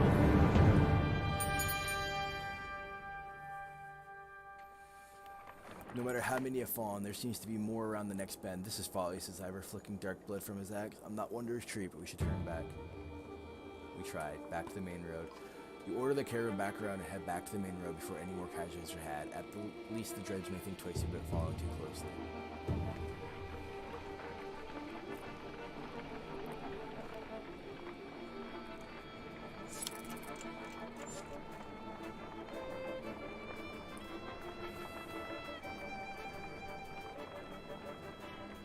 A group of men with broad shoulders and thick cloaks approach the caravan. They might be outlaws you hear nearby, and the idea clearly rose to the caravan. One of the strangers approached, saying, "We've run out of food. Any help would be welcome." His hard eyes showed nothing of his motivations. Offer no food when informed of the dredge. Can't spare the food, you say, but I'll tell you this. Turn and run. The dredge behind us follows swiftly. The men exchange unsurprised looks before they look. We appreciate the warning, but it makes our food for food. Fight with us and earn your food. Searching. Oh my god, they took off with my shit. I'm out of food. Oh, thank god. Enter a village of miners who want to know what has been happening recently between the rumblings of the quake and the sightings of the dredge in the distance. As you look around, you see a lot of elderly children, and know that these people will only more for this reason. Let them make their own decision.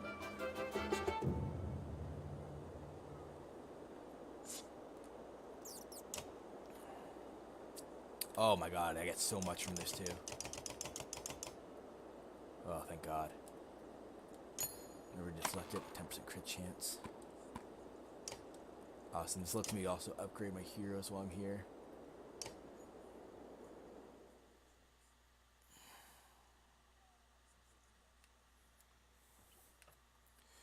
So I can upgrade Ivor, because you're awesome. Promote, continue, confirm. What's this? Oh, exertion, don't really care.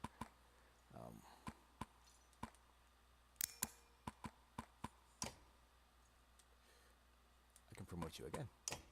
Do I want to bring you to rank 4, or do I want to boost someone else?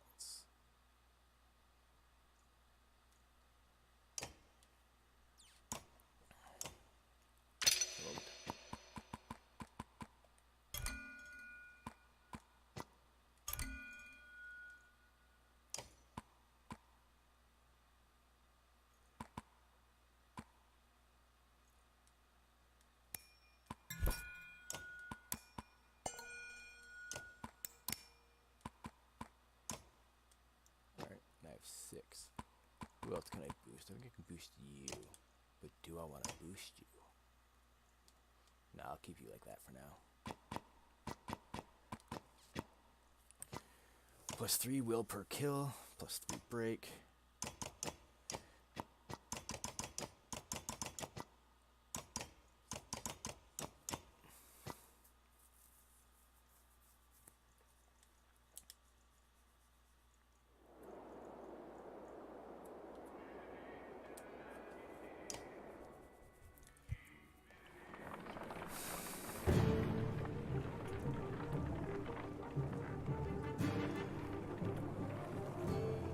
Look at that, shouts one of your clansmen. The caravan stops to watch the dredge pulling into the village you just passed through.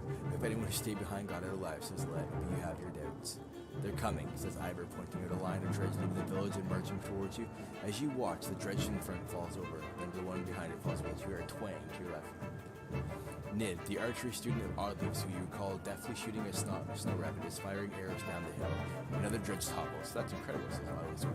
We should get out of here. Odds right, let's go. Hold on, let her do a few more. The next one after that doesn't, and then Colossus falls to another dredge goes down before you get moving. Why don't you come along the next time you want to try that bow, you tell Nid, who nods with a smile on her face.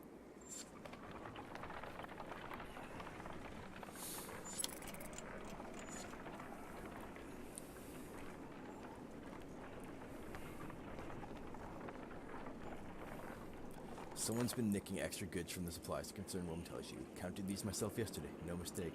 This keeps up, so we'll all be starving for long.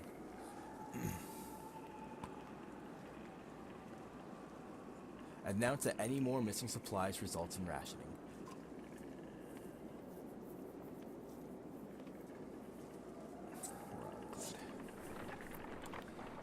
I got distracted by my cat walking in, so I forgot to read. Line 8 supplies, morale declined.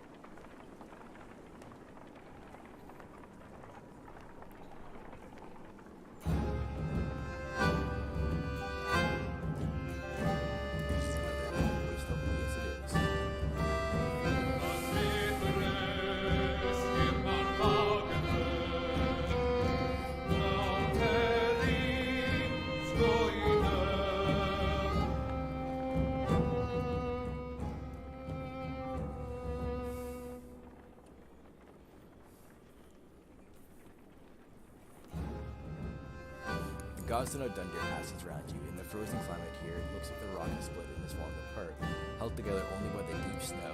Curiously, when standing between the stones and the wind drops off completely, picking up again once you pass through.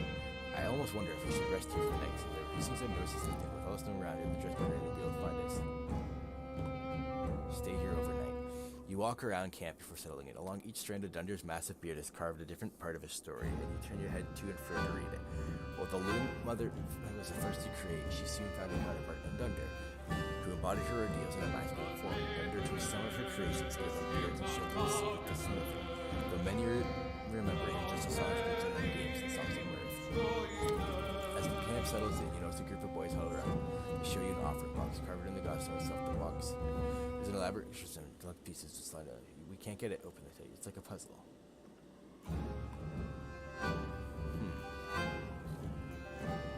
Second.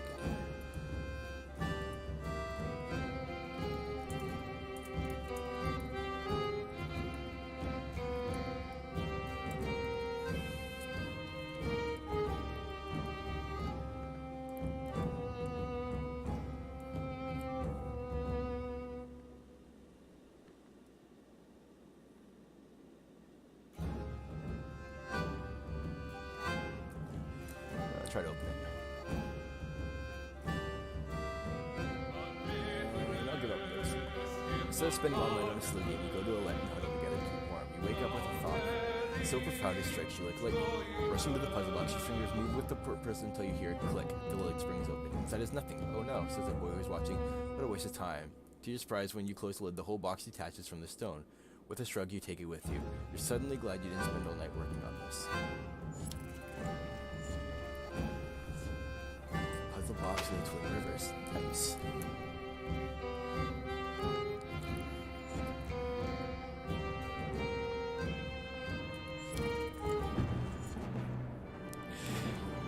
Ooh, there's a top town coming up too.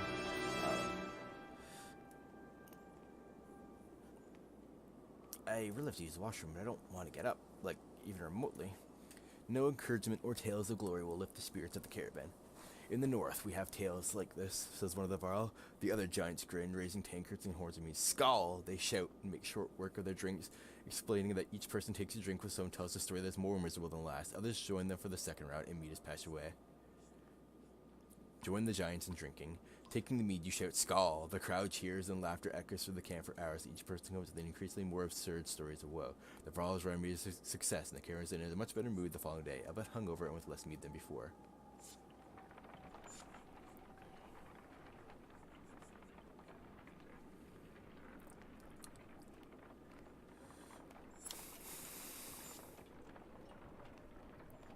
In the distance, Hawkstorp smolders like an old campfire. Even from here, you can see black figures shambling through it. That looks like a dead town, remarks Ivor, remembering your impressions. There's usually flowers, oddly reminds. Check it out, just in case.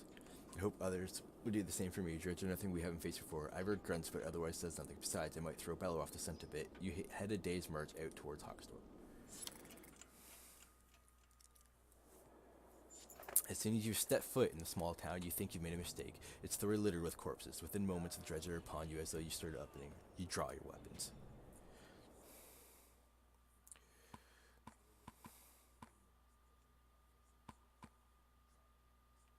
Nid, what do you do? Phew. He's a bowmaster. She seems OP as hell. Holy crap. Nid. My girl. Move. Swap. Plus one will for turn, 3 will turns.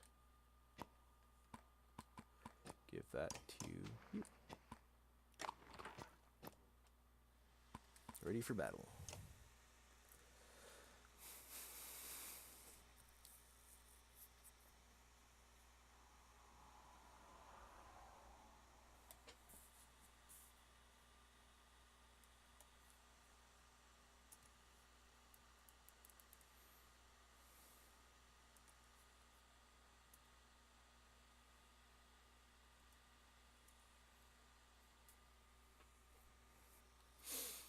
It's a battle. Doesn't seem like there's actually that many here. Alright.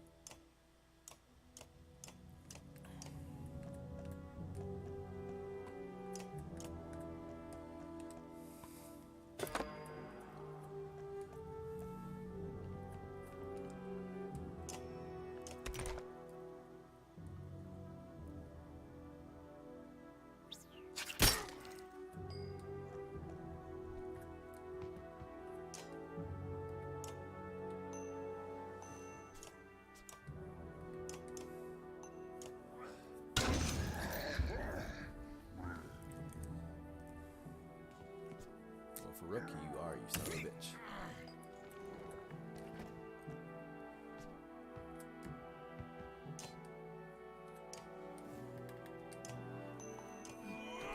There. Flame Slinger. Pow.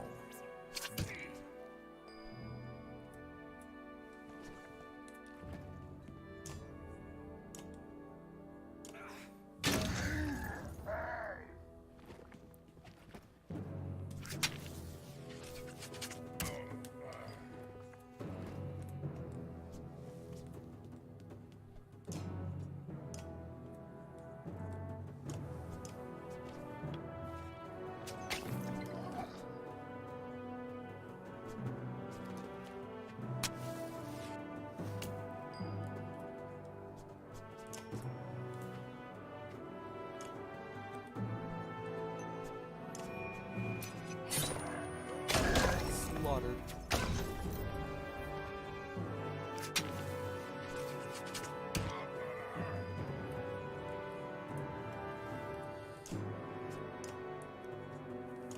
Away. God, you're just getting smacked around a bit here.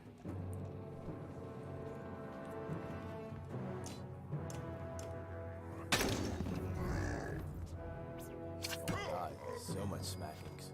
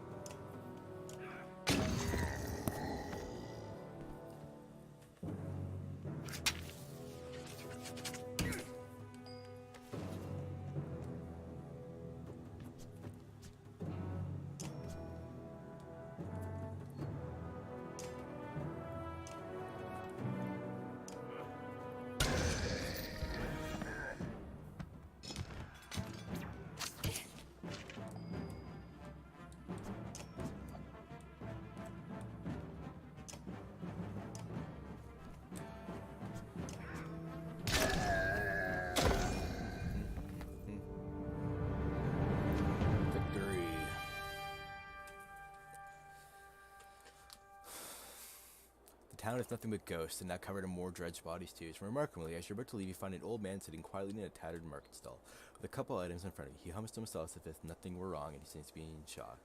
Your clansmen gather him into the caravan before you leave. Oh my god. That's such a good steal.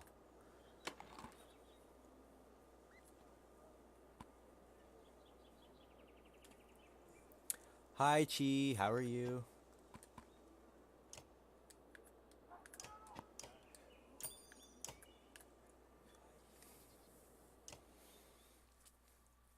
I don't know if we've ever spoken. I'm Nid, your rook. I know. We've actually been traveling together for a long time. Isn't it strange how you can be so close to people and not know them?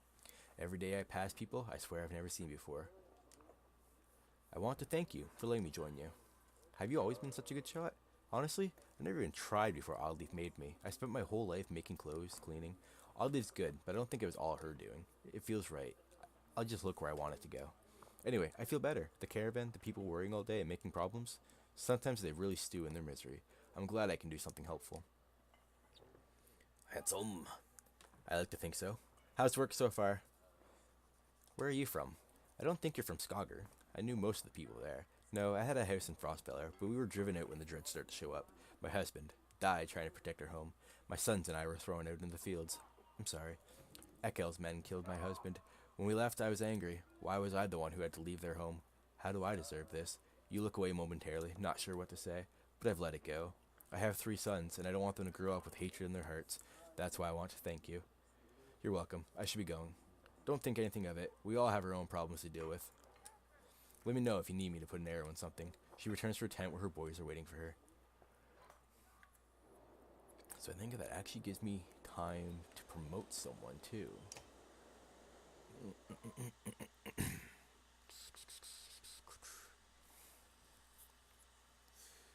think 15. Yeah, promoting her. She has points available too. So it's not she actually level. She just has points. Bam. Bam.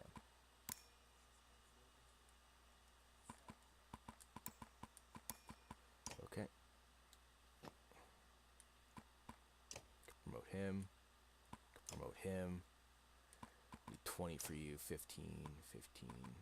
So I don't actually have enough points to promote anyone that I use. Alright.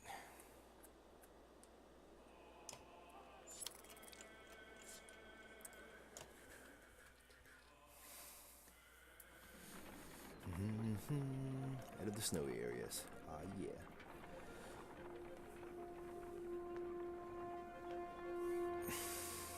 A woman's stifled cries failed to overly concern anyone. It was only a matter of time before the expected mother gave birth. The caravan is simply excited for the first sign of living life since the trip began.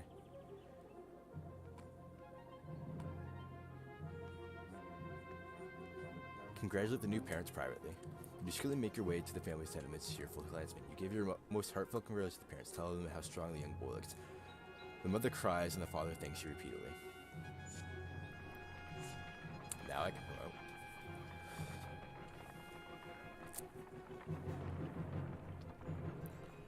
Another cutscene area.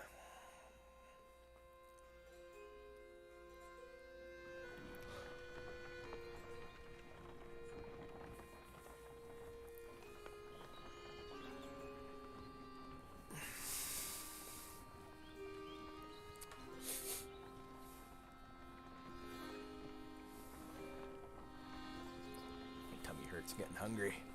Yikes. The Godstone for Ingrid, goddess of knowledge, looks on as the caravan takes a much-needed rest. Ivor shoos some children away from a solitary dredge linger lying dead beneath a stone. Should we be worried about that, you ask Ivor, pointing to the dredge body. I don't think so, he replies. Still couldn't hurt to have a few guards look around. Hours pass without warning. Inspect the Godstone. Ingrid's Godstone is carved with ancient ruins which don't make much sense to you, though Ivan tells you some of the Menders have deciphered them. It's how the Menders learned the language of the gods. Past the large stone, a long series of slabs contain more writing all the way down the hill. The odd thing, he tells you, is that the writing occasionally changes depending on who is reading it.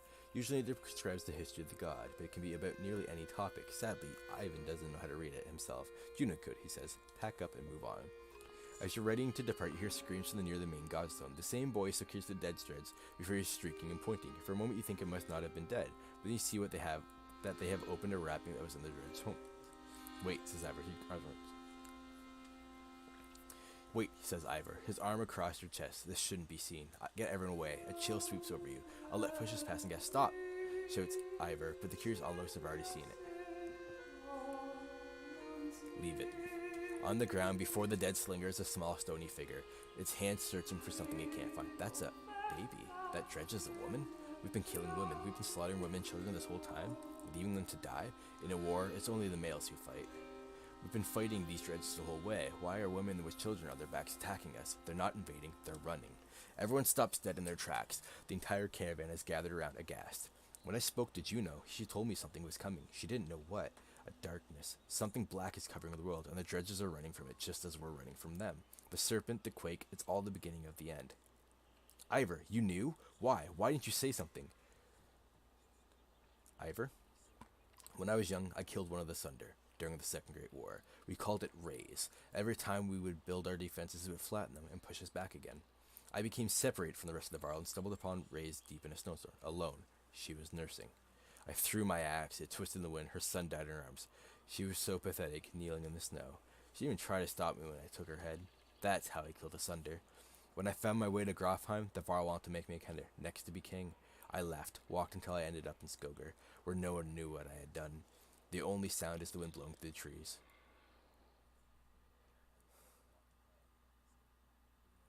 For a long time, nobody says this thing until the child breaks down. What do we do with the baby? She asks. A lump forms in your throat, looking at this small, obsidian creature squirming for you. Insist on taking it with the caravan. You argue strongly for showing mercy and humanity. Some of the women in the caravan hesitantly agree to take in the dredge infant, while others are curious about bringing it along. Not long after, one of the women comes to you. It's swaddling. Is being held by this, he says, giving you a hairpin that looks distinctly undredge-like. An inscription on the silver almost slips your notice. Persevere. For the goddess herself, if you ask me, the woman tells you. The godstone Ingrid.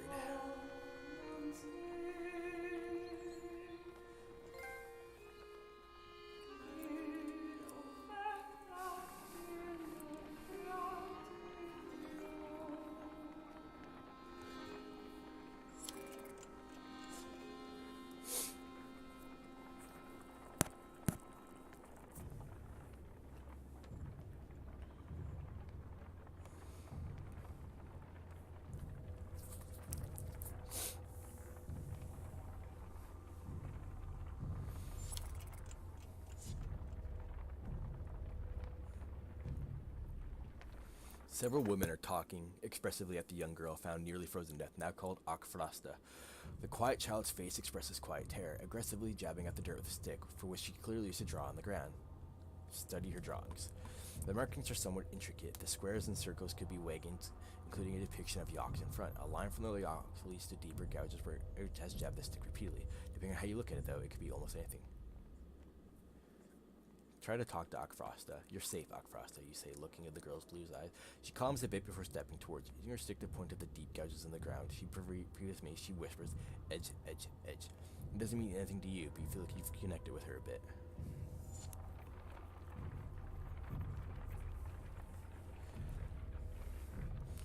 I'm gonna have to restock on food, aren't I?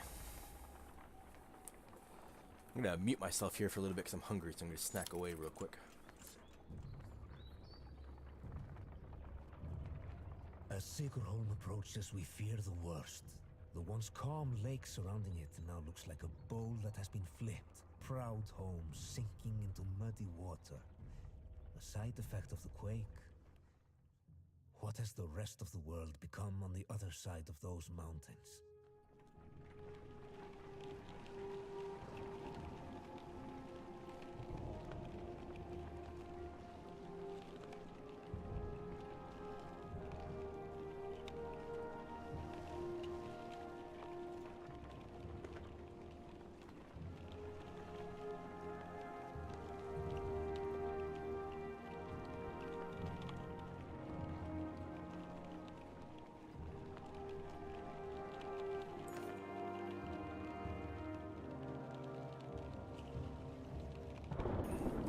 catastrophe to another, says Oddleaf as you pull in the Sigrholm. The town appears to be sinking in the lake. Townspeople peek from dark windows and makeshift wobbles further up the hill. No, says Ivan, looking frantic. Where is she? He runs to the front of the caravan, looking out over the water. Juno isn't here, and you get the creepy feeling you're not welcome either. Going upriver looks out of the question. The beach is bare, aside from the occasional skeleton of a ruined fishing boat.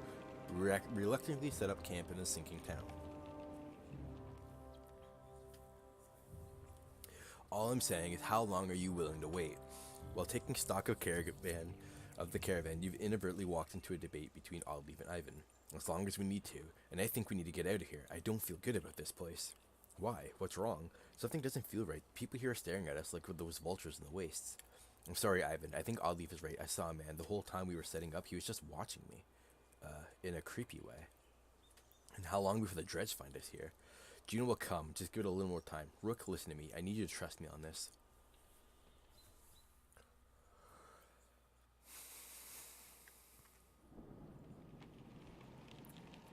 Market. Alright, what do we got here? Shoes, okay. An obsidian ring. Not bad. Just berries. One around gets 3.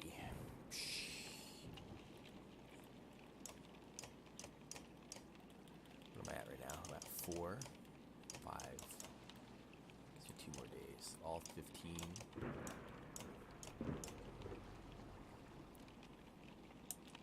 I'm not going to. Talk to him. You're really worried about her, aren't you? What? Oh, Juno. Worried doesn't even begin to describe it. If she doesn't find us here, or something has happened to her, are you sure what you saw was real? It could have been a dream, or I don't know. You were pretty exhausted. I don't know. To be honest, I'm not sure anymore. Everything is a blur. Don't tell the others I said that. I have to hope it wasn't just a dream. You think about what you want to say. What's it like to be a mender? Being a mender? I guess I never really thought about it like that. It's just a part of me. They knew very young that I would join the order. Born into it, you could say. My father and mother, both menders. The yield is for lots of people now, builders and healers. Do they all pull lightning out of the sky? No, that's not normal. It's one of the reasons I know Juno. She's one of the council. She helps me control things like this, so we don't end up scaring people. How exactly does weaving work anyway? Well, the hardest part is usually seeing the threads. Everything is part of the tapestry. It's made of threads woven together. If you can see the threads, you can manipulate them. I don't know how to explain it, really. It's like trying to play a harp with invisible strings. Look at my staff, for example. Some menders carve intricate patterns in the wood to help them remember the shapes of. Like I said, hard to explain. Why is Bellower still following us? I saw Grofholm as it burned. Ivan gets a faraway look in his eyes. The thunder blew through like a tempest. The Varl fell in the thousands. Most of the thunder left the city and headed south. Who knows where they are now? They might be destroying every town they come to, or heading towards Arboring. Bellower stayed in Grofheim, just for the sport of it, I think.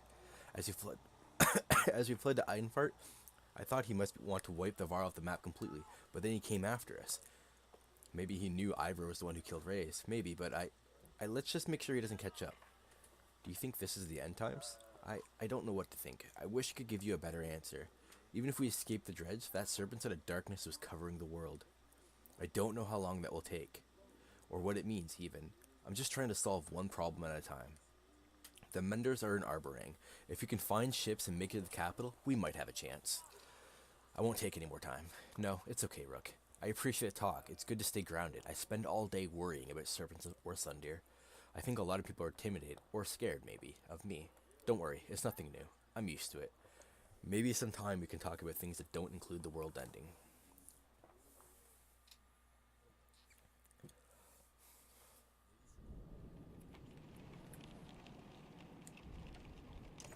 A scuttle has broken out in front of the house. Thief, shouts one of your people as a group of strangers flee from your camp. Oddleaf is already running from their direction. They took our supplies, you hear from Olivia.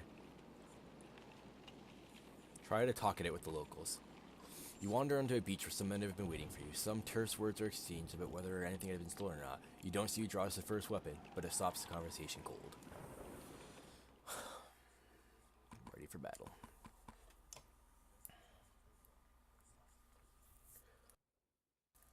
Alright, during this fight, I'm gonna go back to munching, so I'm not gonna be very talkative here. During this fight,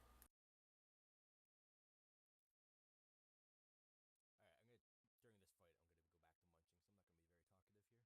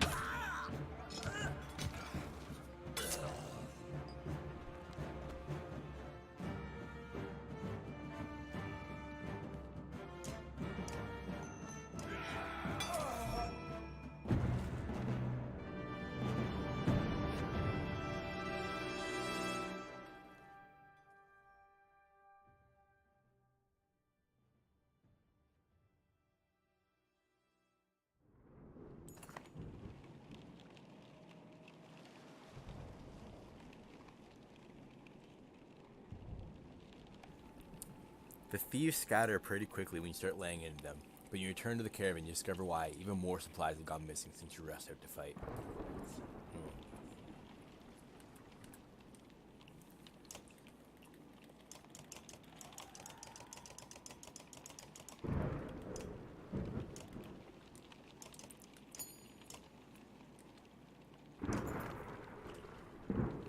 A random assortment of people from the caravan confront you.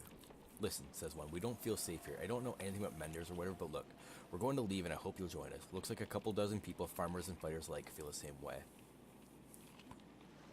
Encourage them to stay. They make it very clear that they're not interested in discussing the issue, shaking their heads and setting out. Without the rest of the caravan ready to go, there's little you can do to stop them. You hope they make it, and that you haven't made a mistake yourself.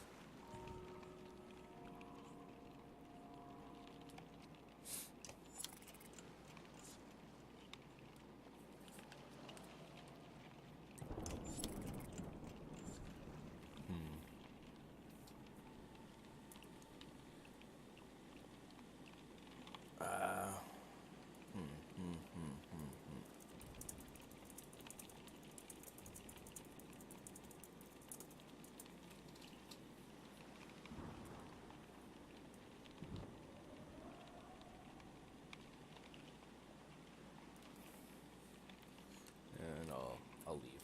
I'm done. Rook, wait, please. Ivan bangs. She said she'd be here. We need her. You can tell he's terrified of leaving. I'm sure she'll catch up with us. Ivan looks at across the lake with 1,000 miles there. He says nothing. We've got problems, says Ivor. The whole place is flooded. We could try to walk the muddy parts, but it'll be going slow going. We could try to float the caravan over the lake, but we might tip or get stuck. Or we could just go around the whole thing, but no idea how long that'll take. What do you think?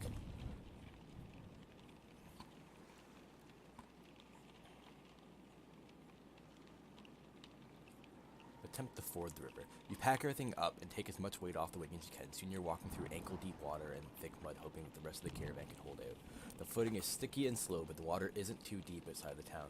It takes a while, but you manage to cross the enormous mud pit outside of Sigerholm with an intact, if not cranky, caravan of people.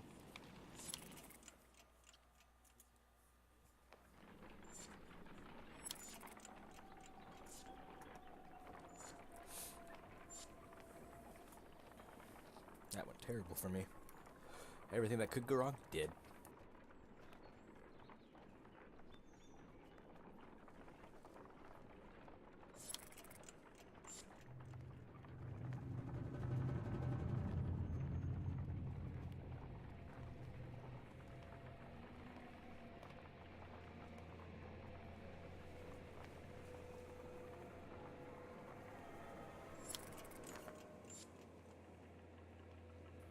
As you're nodding off to sleep, shouts of fire pull you back to attention. Flames quickly consume a supply wagon and a few tents. A woman crows out, "A boy," and points to a burning tent close to the outlying vial. Two of the giants are motionless, staring at the spreading of the fire. Going after the boy myself. Wrapping your cloak around you, the smoke, flames, and tent become a blur as you grab the boy and slice through the back canvas with your hunting knife. You meet the ashamed look of the older vial while the crowd cheers you for your heroic. Unfortunately, the supply wagon did not make it. What in the depths was that about? You muttered to yourself. Something about the fire. Odd Life tells you. I've heard of this before. They don't like it. Doesn't change what happened, you think to yourself. I have no more supplies. Oh, this is terrible.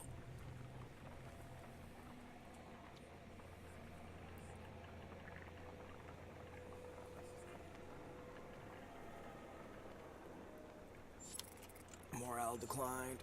-4 fighters, -6 clansmen. They're starting to abandon me.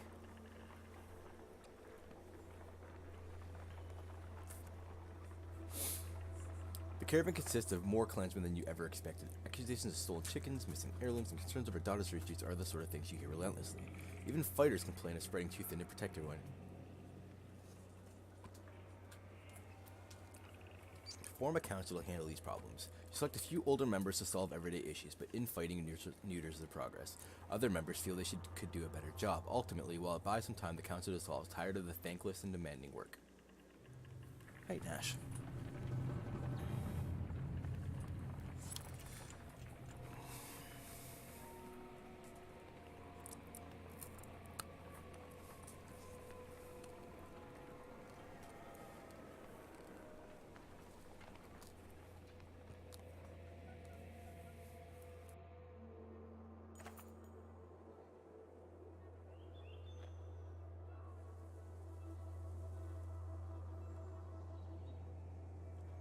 My cat just jumped on me and muted everything. Ugh. The villagers here are completely oblivious to the destruction that is coming. All we've seen is some dark figures far off, they tell you. Aside from a few young families, they're reluctant to pick up their things and join you.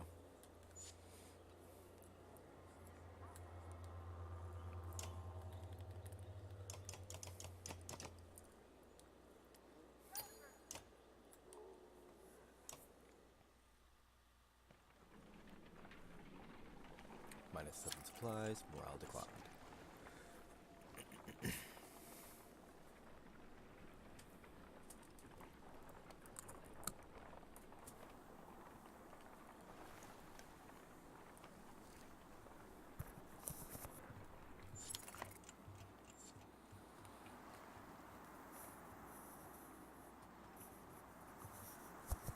While walking, the words of a mother's song reach you.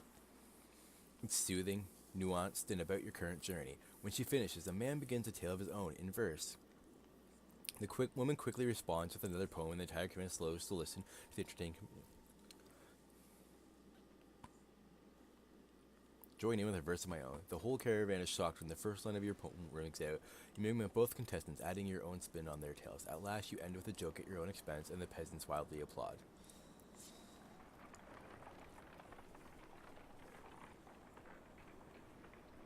Wow. Hello, Nash. Frost, the young girl who joined your caravan after being found nearly frozen, suddenly stands still, refusing to move. She points off to the side of the trail and stares, her eyes full of fear. This again, remarks one of the clansmen. Show me.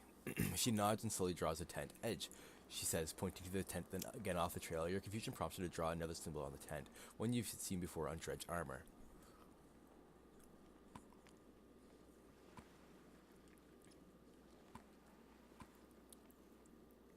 Lead a full party to ambush what you suspect might be dredge. Quietly, you warn the fighters. Frost's fear is well founded. Beyond a short ridge lies a large dredge encampment. You have your warriors encircle the camp.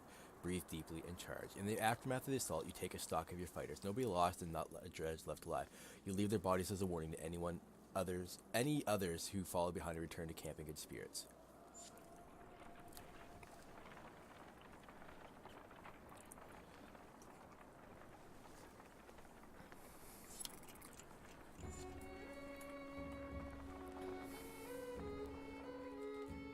I accidentally just shocked my cat. I feel bad for him. This is another stone.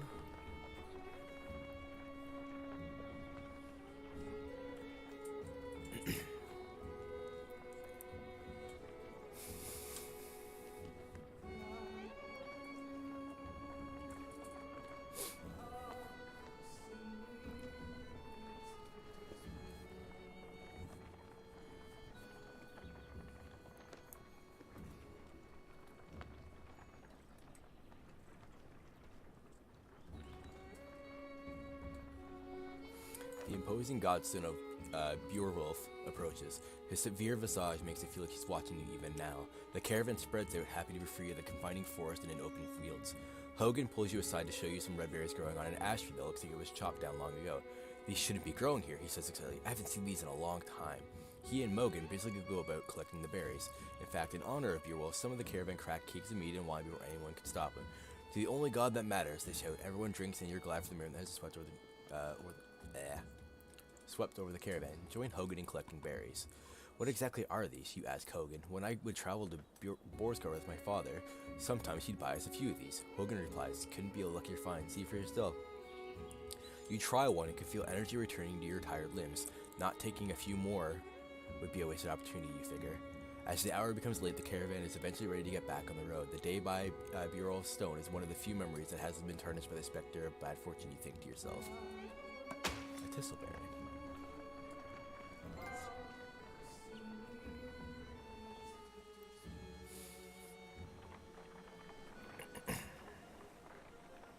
And another trophy.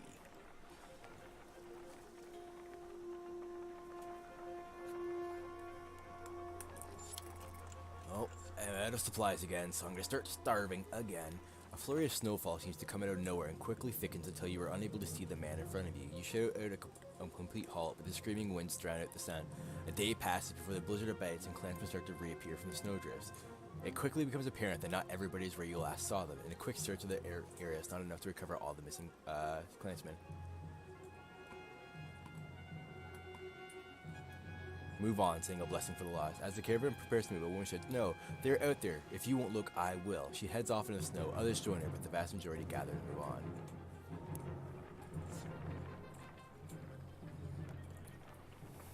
Reinvik is more of a smattering of farmhouses than a proper town. Though judging by stray dredge I have no stalking morale of anymore at this deeds, point.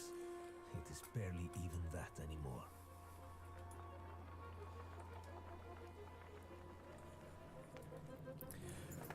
Reykjavik comes and goes as a long series of farmhouses, abandoned and crawling with dredge. The farmers have probably already fled to Borsgard. You try to hurry it past, but are eventually spotted.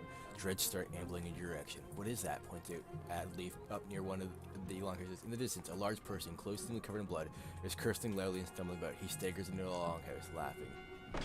The dredge heading your direction turn back, roaring, and begin to pound on the longhouse door. They seem to be holding a grudge against this particular person. You doubt the door will hold long. Rush to help.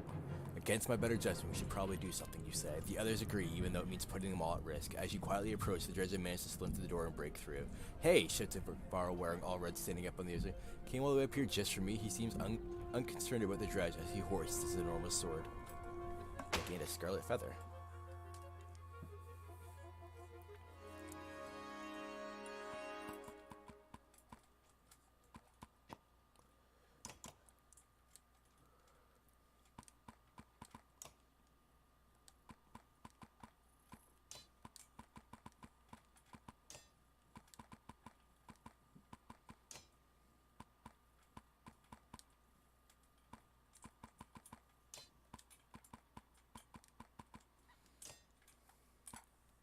Alrighty. Let's get ready to rumble. Nash, you're such a good kitty.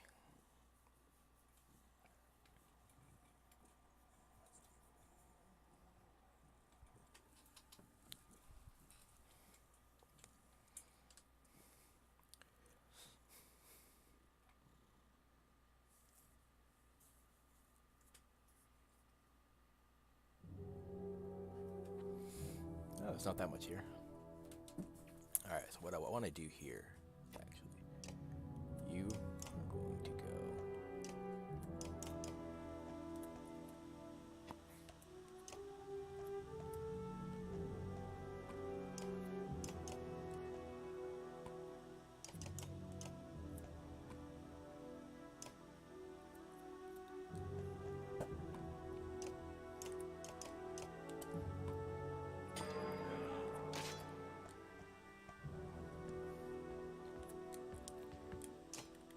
Kill you. Blah. Probably gonna be Rook. Need to get Eagle with some plus aggro abilities.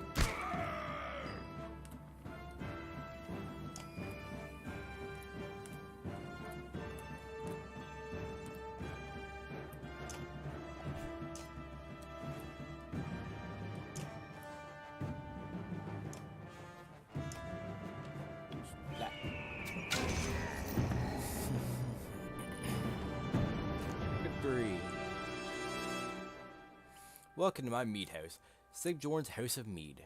Wasn't expecting a varl this far south, or this drunk. I can see that. There are people huddled in the corners of the mead hall, looking on with uneasiness. Who are all these? Who are you people? No, they're friends. They made this place. It's not really mine. You lure Dredge back to a room full of unarmored people? What is wrong with you? Come on, I saved everyone in here. They shared some fine drink, the best drink. Wait, I was saving your ass. Remember that part? If I knew you'd come up here, you could have told me. Or, yeah. What do you do with this guy? Anyone here is welcome to join us. The townspeople will show you a huge stock of barrels filled with quality meat and help you haul them back to the caravan. I'll miss this place. Good memories.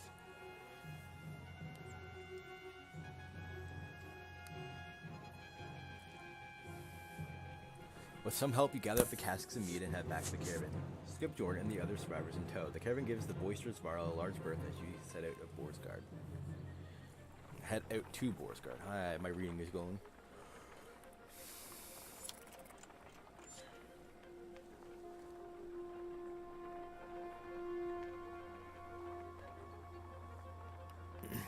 What did I do? Wakes up in a pool of his own, sick. Why am I surrounded by small people? The other clansmen let him sleep off his drunken stupor on the ground, and this morning he's paying the price. Help him recover. Reluctantly, your camera offer any food and drink that can scrounge together for the moaning Varl. When one offers thin meat, he pushes away. In fact, take this away from me, he says, handing you his massive meat steam.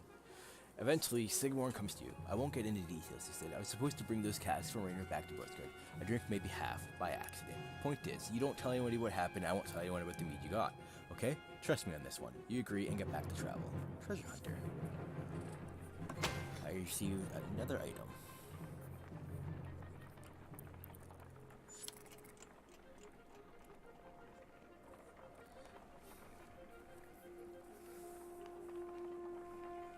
The trail of blood leads to a clearing where you find a large wounded Varl. He is gnawing on his shield, swearing at no one in particular, and occasionally slamming his cuts on the ground.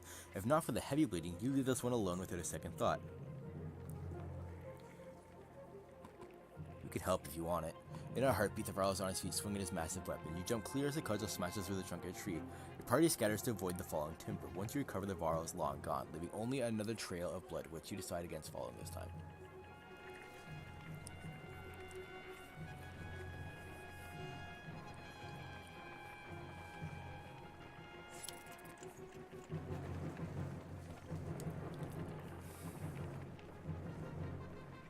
An old man sits astride an overgrown portion of the trail. You lost, you ask? He adjusts the leather strap on his head and says, no, are you? He jumps up and shuffles toward the caravan, his tattered clothes revealing no weapons. Well, I've seen better, the old man says, peering into the supply wagons, but I'll join you. He stands next to the fighter, throws his beard over his shoulder, and puffs up his chest. The fighter grins, and the stranger exhales, asking, what are you waiting for? Lead the way. Who are you, and what are you doing out here? Call me Unar, or anything else you like, the old man says. A man goes where he pleases, doesn't he? His stern look is more comical than intimidating. Stop looking for answers. You're welcome to join if you can keep pace. Keep pace, the old man puffed through his mustache, no fleeter than old Unar. And husbands, mind your wives. I'm cursed with the golden tongue, not silver. The caravan enjoys a good laugh as they start moving once again.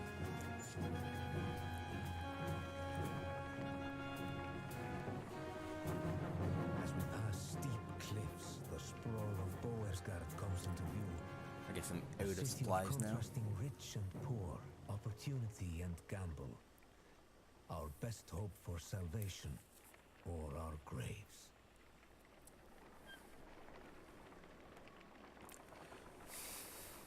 Slayer. The Slayer and the Slain is chapter 7. I wonder if this is like the end. This must be. Finally, you arrive at Boersgard, where their walls stretch for miles in both directions and are littered with the bodies of Dredge, Varl, and men. Excuse the mess, shouts a voice from above the gates. Looking up, you spy a striking Varl, his face wreathed with matted black hair. Movement at the gate catches your eye. Dredge are still banging on the gate's doors without luck. Let us in, you shout. Sibzorn pushes past. I won't be hearing the end of this for a while, he says before yelling, open up, Bulwark. They dug me out of Rainovic.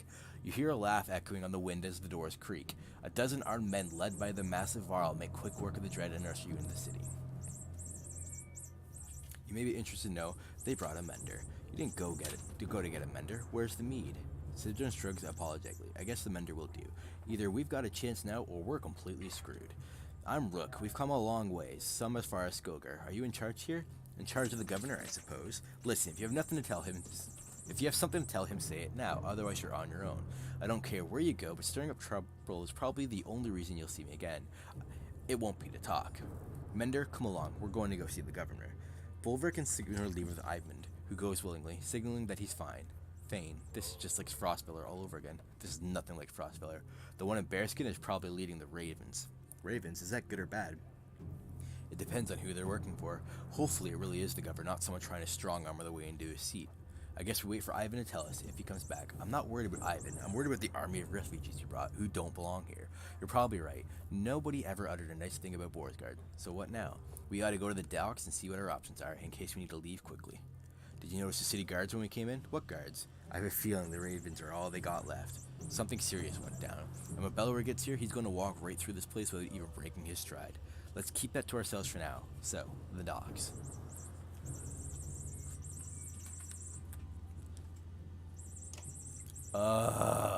That's awful. I don't get shit. Ooh. But that is good. Alright, I'll be back real quick. I'm going to the washroom.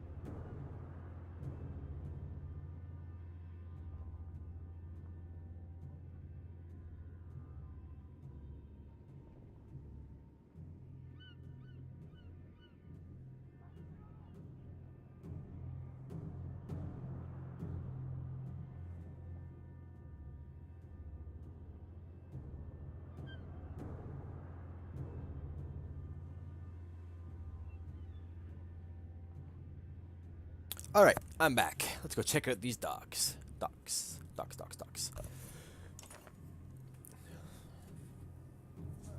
When you get to the docks, your heart sinks. Not a long ship to be seen. Aside from the wrecks, bodies float in the water. Buildings are trashed and boarded up. What happened here? Murmurs Alette. They're all gone, says Ivan, approaching alone. I see you had the same thought as me. Ivan, you're okay. I'm fine. It wasn't a lie. The governor's here. He's in hiding. Why? Since the Dread started appearing, anyone with a ship and half a wit left long ago. People can't leave by foot. Food is scarce. The markets are bare. Borisgard is a fire keg waiting for someone to tip it over. So the governor's paying the Raven in protection against his own people and keep the peace, so to speak. It's more like a massacre anytime there's a hint of an uprising. Kitty, chill. Where does that leave us? I promised him the Mender's protection and armoring. I don't think he's very popular there. They're going to start tearing this place down to build new ships. We can ride the Ormsa River all the way to the capital, leaving another perfectly good city behind. How long will it take to build new ships? Hold on, what happens to the people living here in Borsgard? It's the best I could do, Alette. He thought it could take as long as a month. You don't usually make ships out of scrap lumber. As soon as people figure out what's going on, there's going to be riots in the streets. A month? Why bother? Bella will be here within the week, if not sooner. I'm open to suggestions. Gods be damned, is there no end to this? Ivor roars in frustration, leaving you standing by the docks. Alette gives you a worried look before chasing after him. Ivan, what do we do about Bellower? Ivan says nothing for a moment. I don't know.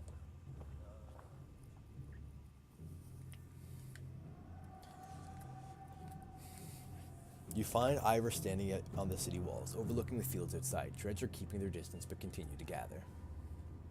I'm okay, Rook. Ivor cuts you off before you can say anything. You know he's been through worse. Just feels like someone should cut us a break every now and then. If you want to be standing a month from now, we're going to have to be prepared. What if we just leave on foot? We've done it before. Come on, Rook. Arborang, since we left Skogar, we're only halfway to Arborang. Halfway. I'm so tired. It's the first time you've ever heard Ivor show any kind of weakness. It hits you harder than it seems like it should. Yeah, you're not the only one.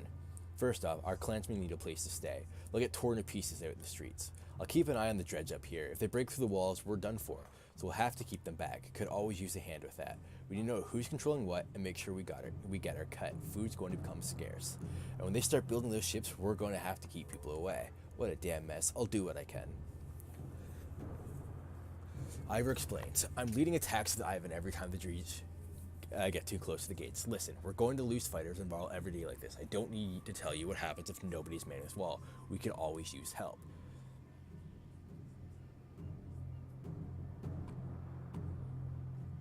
Find a source for supplies. I checked around, Oddleaf tells you, and nobody has food, or they won't part with it for a fair price, and our medicine has been gone for days. They're either gouging the prices or just plain gone. She doesn't say it, but you can tell this is going to be a serious problem. Tell the caravan to start rationing tighter. With supplies dwindling, you gather the caravan together and tell them that they'll have to be more careful with food. For the most part, there's no complaint, just a sense of plummeting spirits. If you're lucky, though, the supplies should stretch a little further. Plus 30 supplies.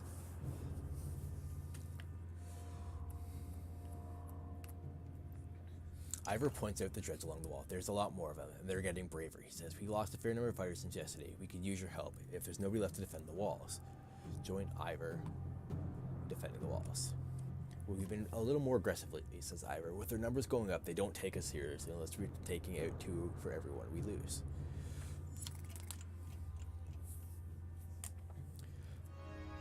I lost Sigmund, which means...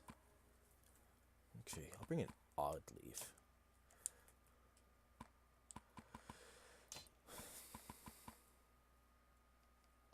What was this?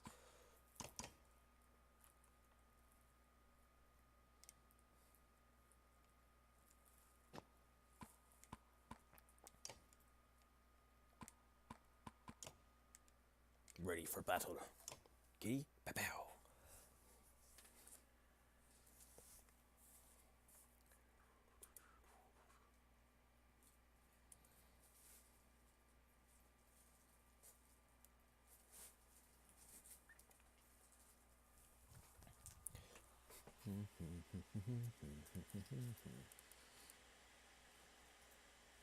Loading screen is taking forever.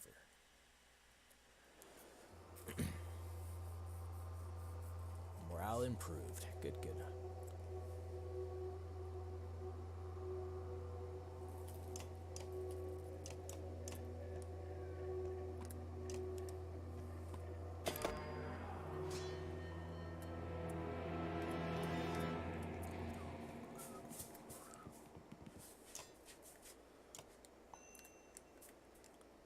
Lower that.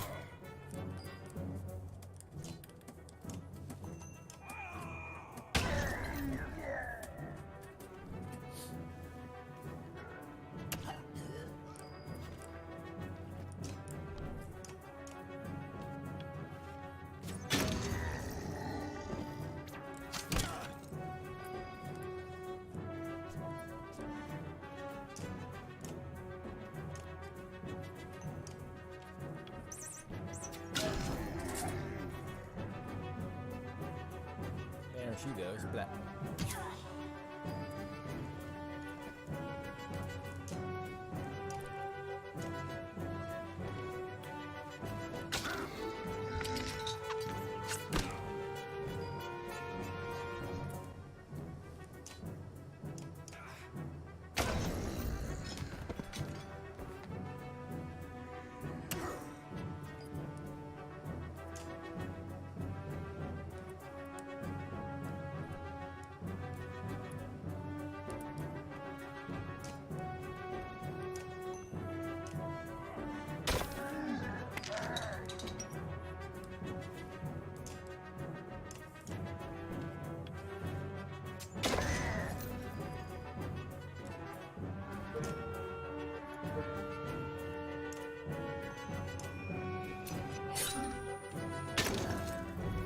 Just to renown. That guy was tough.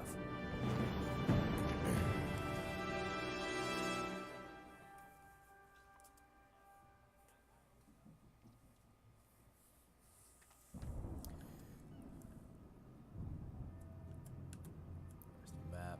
Here's some heroes. This is bad, said Ivan as Ever points across the battlefield. Aside from the fact that we were up to our necks in dreads, a stone slinger showed up. If we don't deal with it, this wall will come down by the end of the day.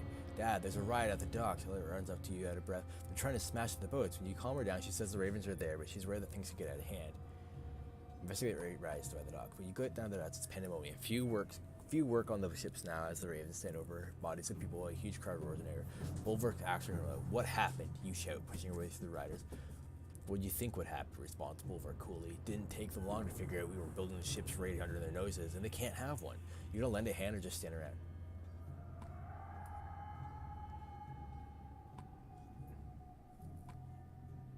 Get up on a roof and fire arrows into the crowds. Your head tells you this is very wrong, but you push the thought aside and start taking out visible targets. One falls, then 2, 3, 4.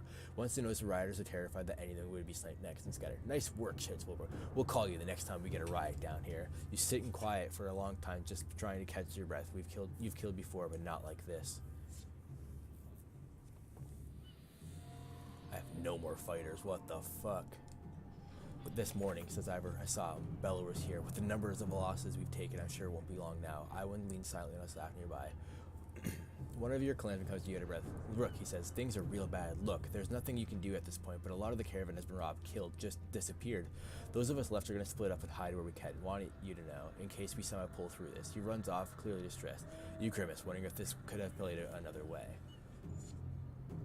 Consider what you want to do now, knowing that any of these tasks will likely take a full day. Join Ivor in defending the walls. I'll be honest with you, Ivor says, there's too many of them. We're just delaying the devil at this point. You can catch his eye. Still gotta try, you say.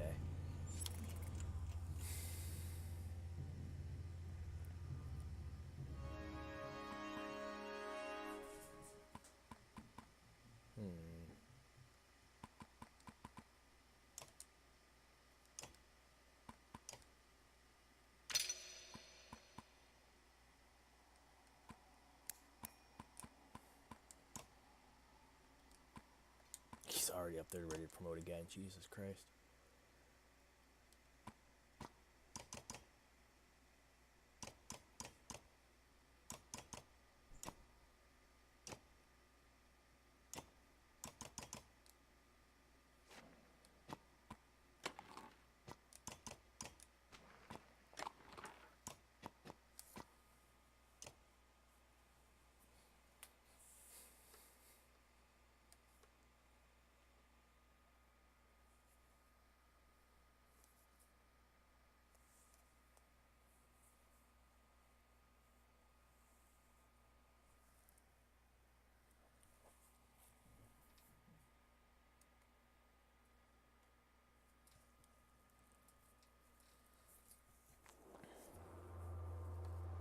Oh my god, there's so many this time.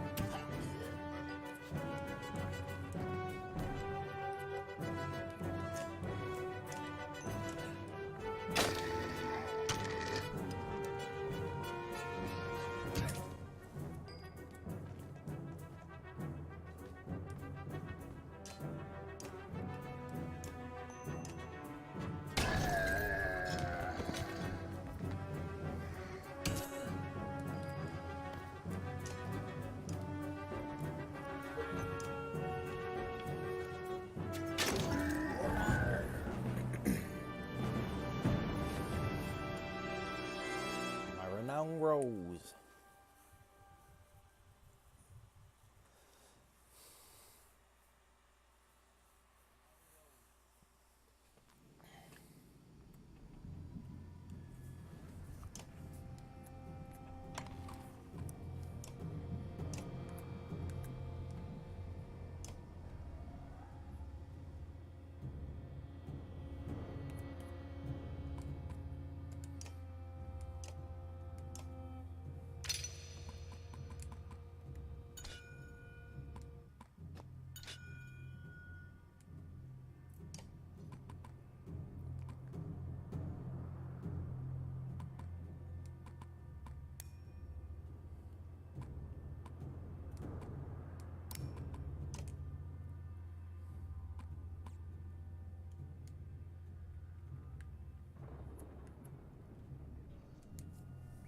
Ivor, you begin. Can we really keep this up? Ivor looks like he hasn't slept for days. He grunts something unintelligible. The weight of the situation is crushing. Then, from far in the distance, you hear a horn. Dredge don't use horns, it occurs to you. Ivan appears at your side just as a long caravan of people come into view. Dredge turning to attack them. Who is that, you ask? It can't be, says Ivan. He turns towards the gates, shouting, You see their banner? It's Hacken. As you wonder how they got here, the gates are heaved open. You charge onto the field, clearing a path through Dredge.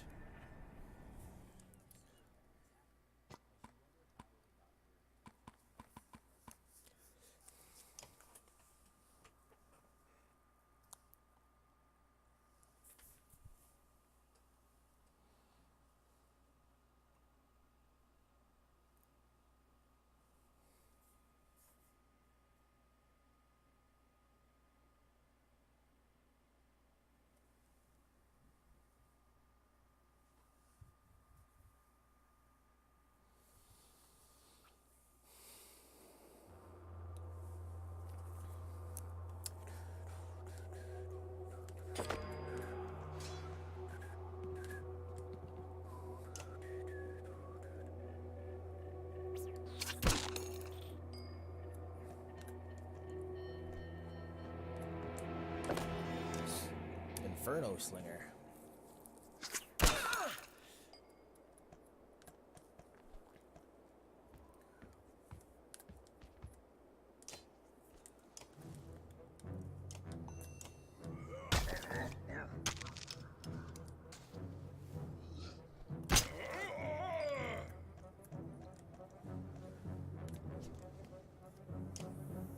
Stone Guard Colossus. Like a super defender, I guess.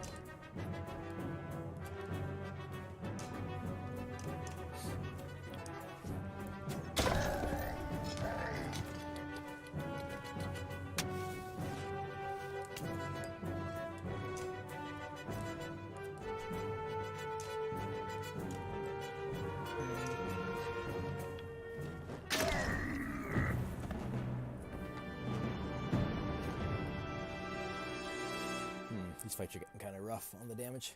Juno. I wasn't sure I'd ever see you again, Ivan. She smiles and they embrace. Ivan is completely taken aback, as though he doesn't dare believe she's real. I'm sorry, I couldn't make it to Cariborne. I ran into problems. Problems is putting it lightly. There's a mile-wide cannon practically splitting the world in two over those hills. Couldn't find a place to cross. Worse, dredge are practically falling out of it like blood from a wound. They're not coming from the Northamer. They're everywhere. We noticed. Glad to see you made it alive, Ingvar. I take it the others didn't? Hacken becomes quiet, then he motions towards Juno. She got across somehow. Found her out cold for a second time since leaving Strand. We need every axe we can get right now. Bellower is here. Gods be damned. I thought I was free of that menace. I will deal with Bellower. Come on, no need to tempt him by standing out here.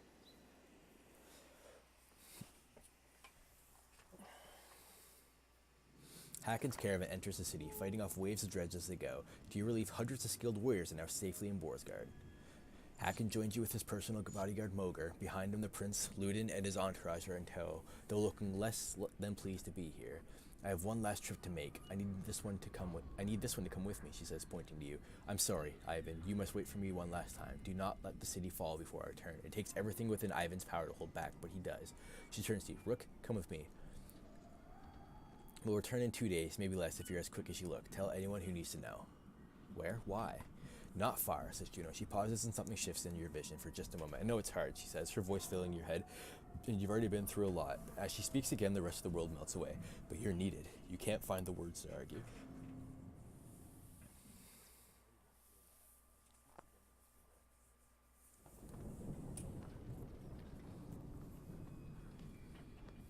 You don't remember leaving the city, but here you are, walking through unfamiliar ground behind you. You're alone, aside from hundreds of dredge who are all facing toward an enormous stone ahead. The hairs on the back of your neck stand up.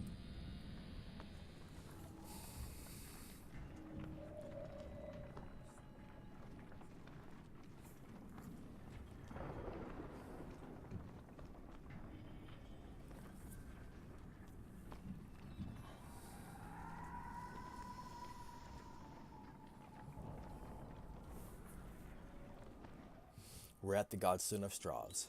You glanced nervously around, but the dredge didn't seem to hear her. It's okay, you can speak, softly. Is this where you're going to sacrifice me? Juno smiles. What could have come across as profoundly creepy looks sincere instead. No, the dredge cannot see us. To be more precise, they can see us, but I've convinced them to be unconcerned. I can understand your apprehension, though. But why are we surrounded by dredge? They seem to be drawn to the Godstone. There are many things we don't know about Stravs. Maybe they see him as a patron, or it is an attraction they cannot explain. Does Stravs have something to do with that serpent Ninotarth? What was that thing? I cannot say. Can't? I have my suspicions, but until I've had time at the Mender libraries, it would be unwise to speculate. For all our knowledge, it always seems as though we know little. Imagine how the rest of us feel. On the contrary, the less people know, the more certain they tend to be. Why did you pick me? Why didn't you take Ivan or Haken? You don't even know me. I apologize for putting you in danger. Ivan must keep bursting from falling while you're away. And if something goes wrong here, I need to be certain one of us makes it back alive. I saw the thoughts of each person when I arrived at Beauregard's. You were the only one I knew would return. What do you mean? You would find your way back to Let, no matter what. Who are you? I wish we had time for a proper introduction. My name is Juno. I am on the Mender Council. You've met Ivan, my apprentice. How are you doing these things, controlling minds? I thought Menders built things and healed wounds. You are right, Menders do these things. Some of us still practice teaching given to the Loom Mother's first creations. We are called Valka. I believe I am the only one who can influence another's mind. Then why not take control of Bellower? I learned the talent to heal minds, not control them, though even some Valka have trouble believing this. Taking control of Bellower, it is the difference between convincing a child to sit still and telling a starving bear to stop being hungry. The truth is, we're rarely a match for the Sunder anymore. Our advantage is that we can train more Velka. It is also our weakness. The Velka pass on and lose their knowledge, while the Sunder simply grow older and more powerful.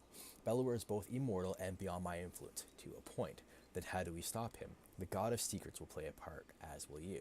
Juno waits patiently for reply. What are we doing out here? Do you know of the god Stravs? Few know if this stone exists, even amongst those who have lived their whole lives in Borsgard. While Dengler deals in fortune, Stravs taught men the value of trade in a different way. He showed them it has consequences, two sides of the same coin. See the silver in the stone? The gales up here wear away the stone, but the metal remains. We need a piece of this silver. The god Stravs is wreathed by imagery of silver weapons. The myth says he traded these weapons to the gods, and they used them to kill each other.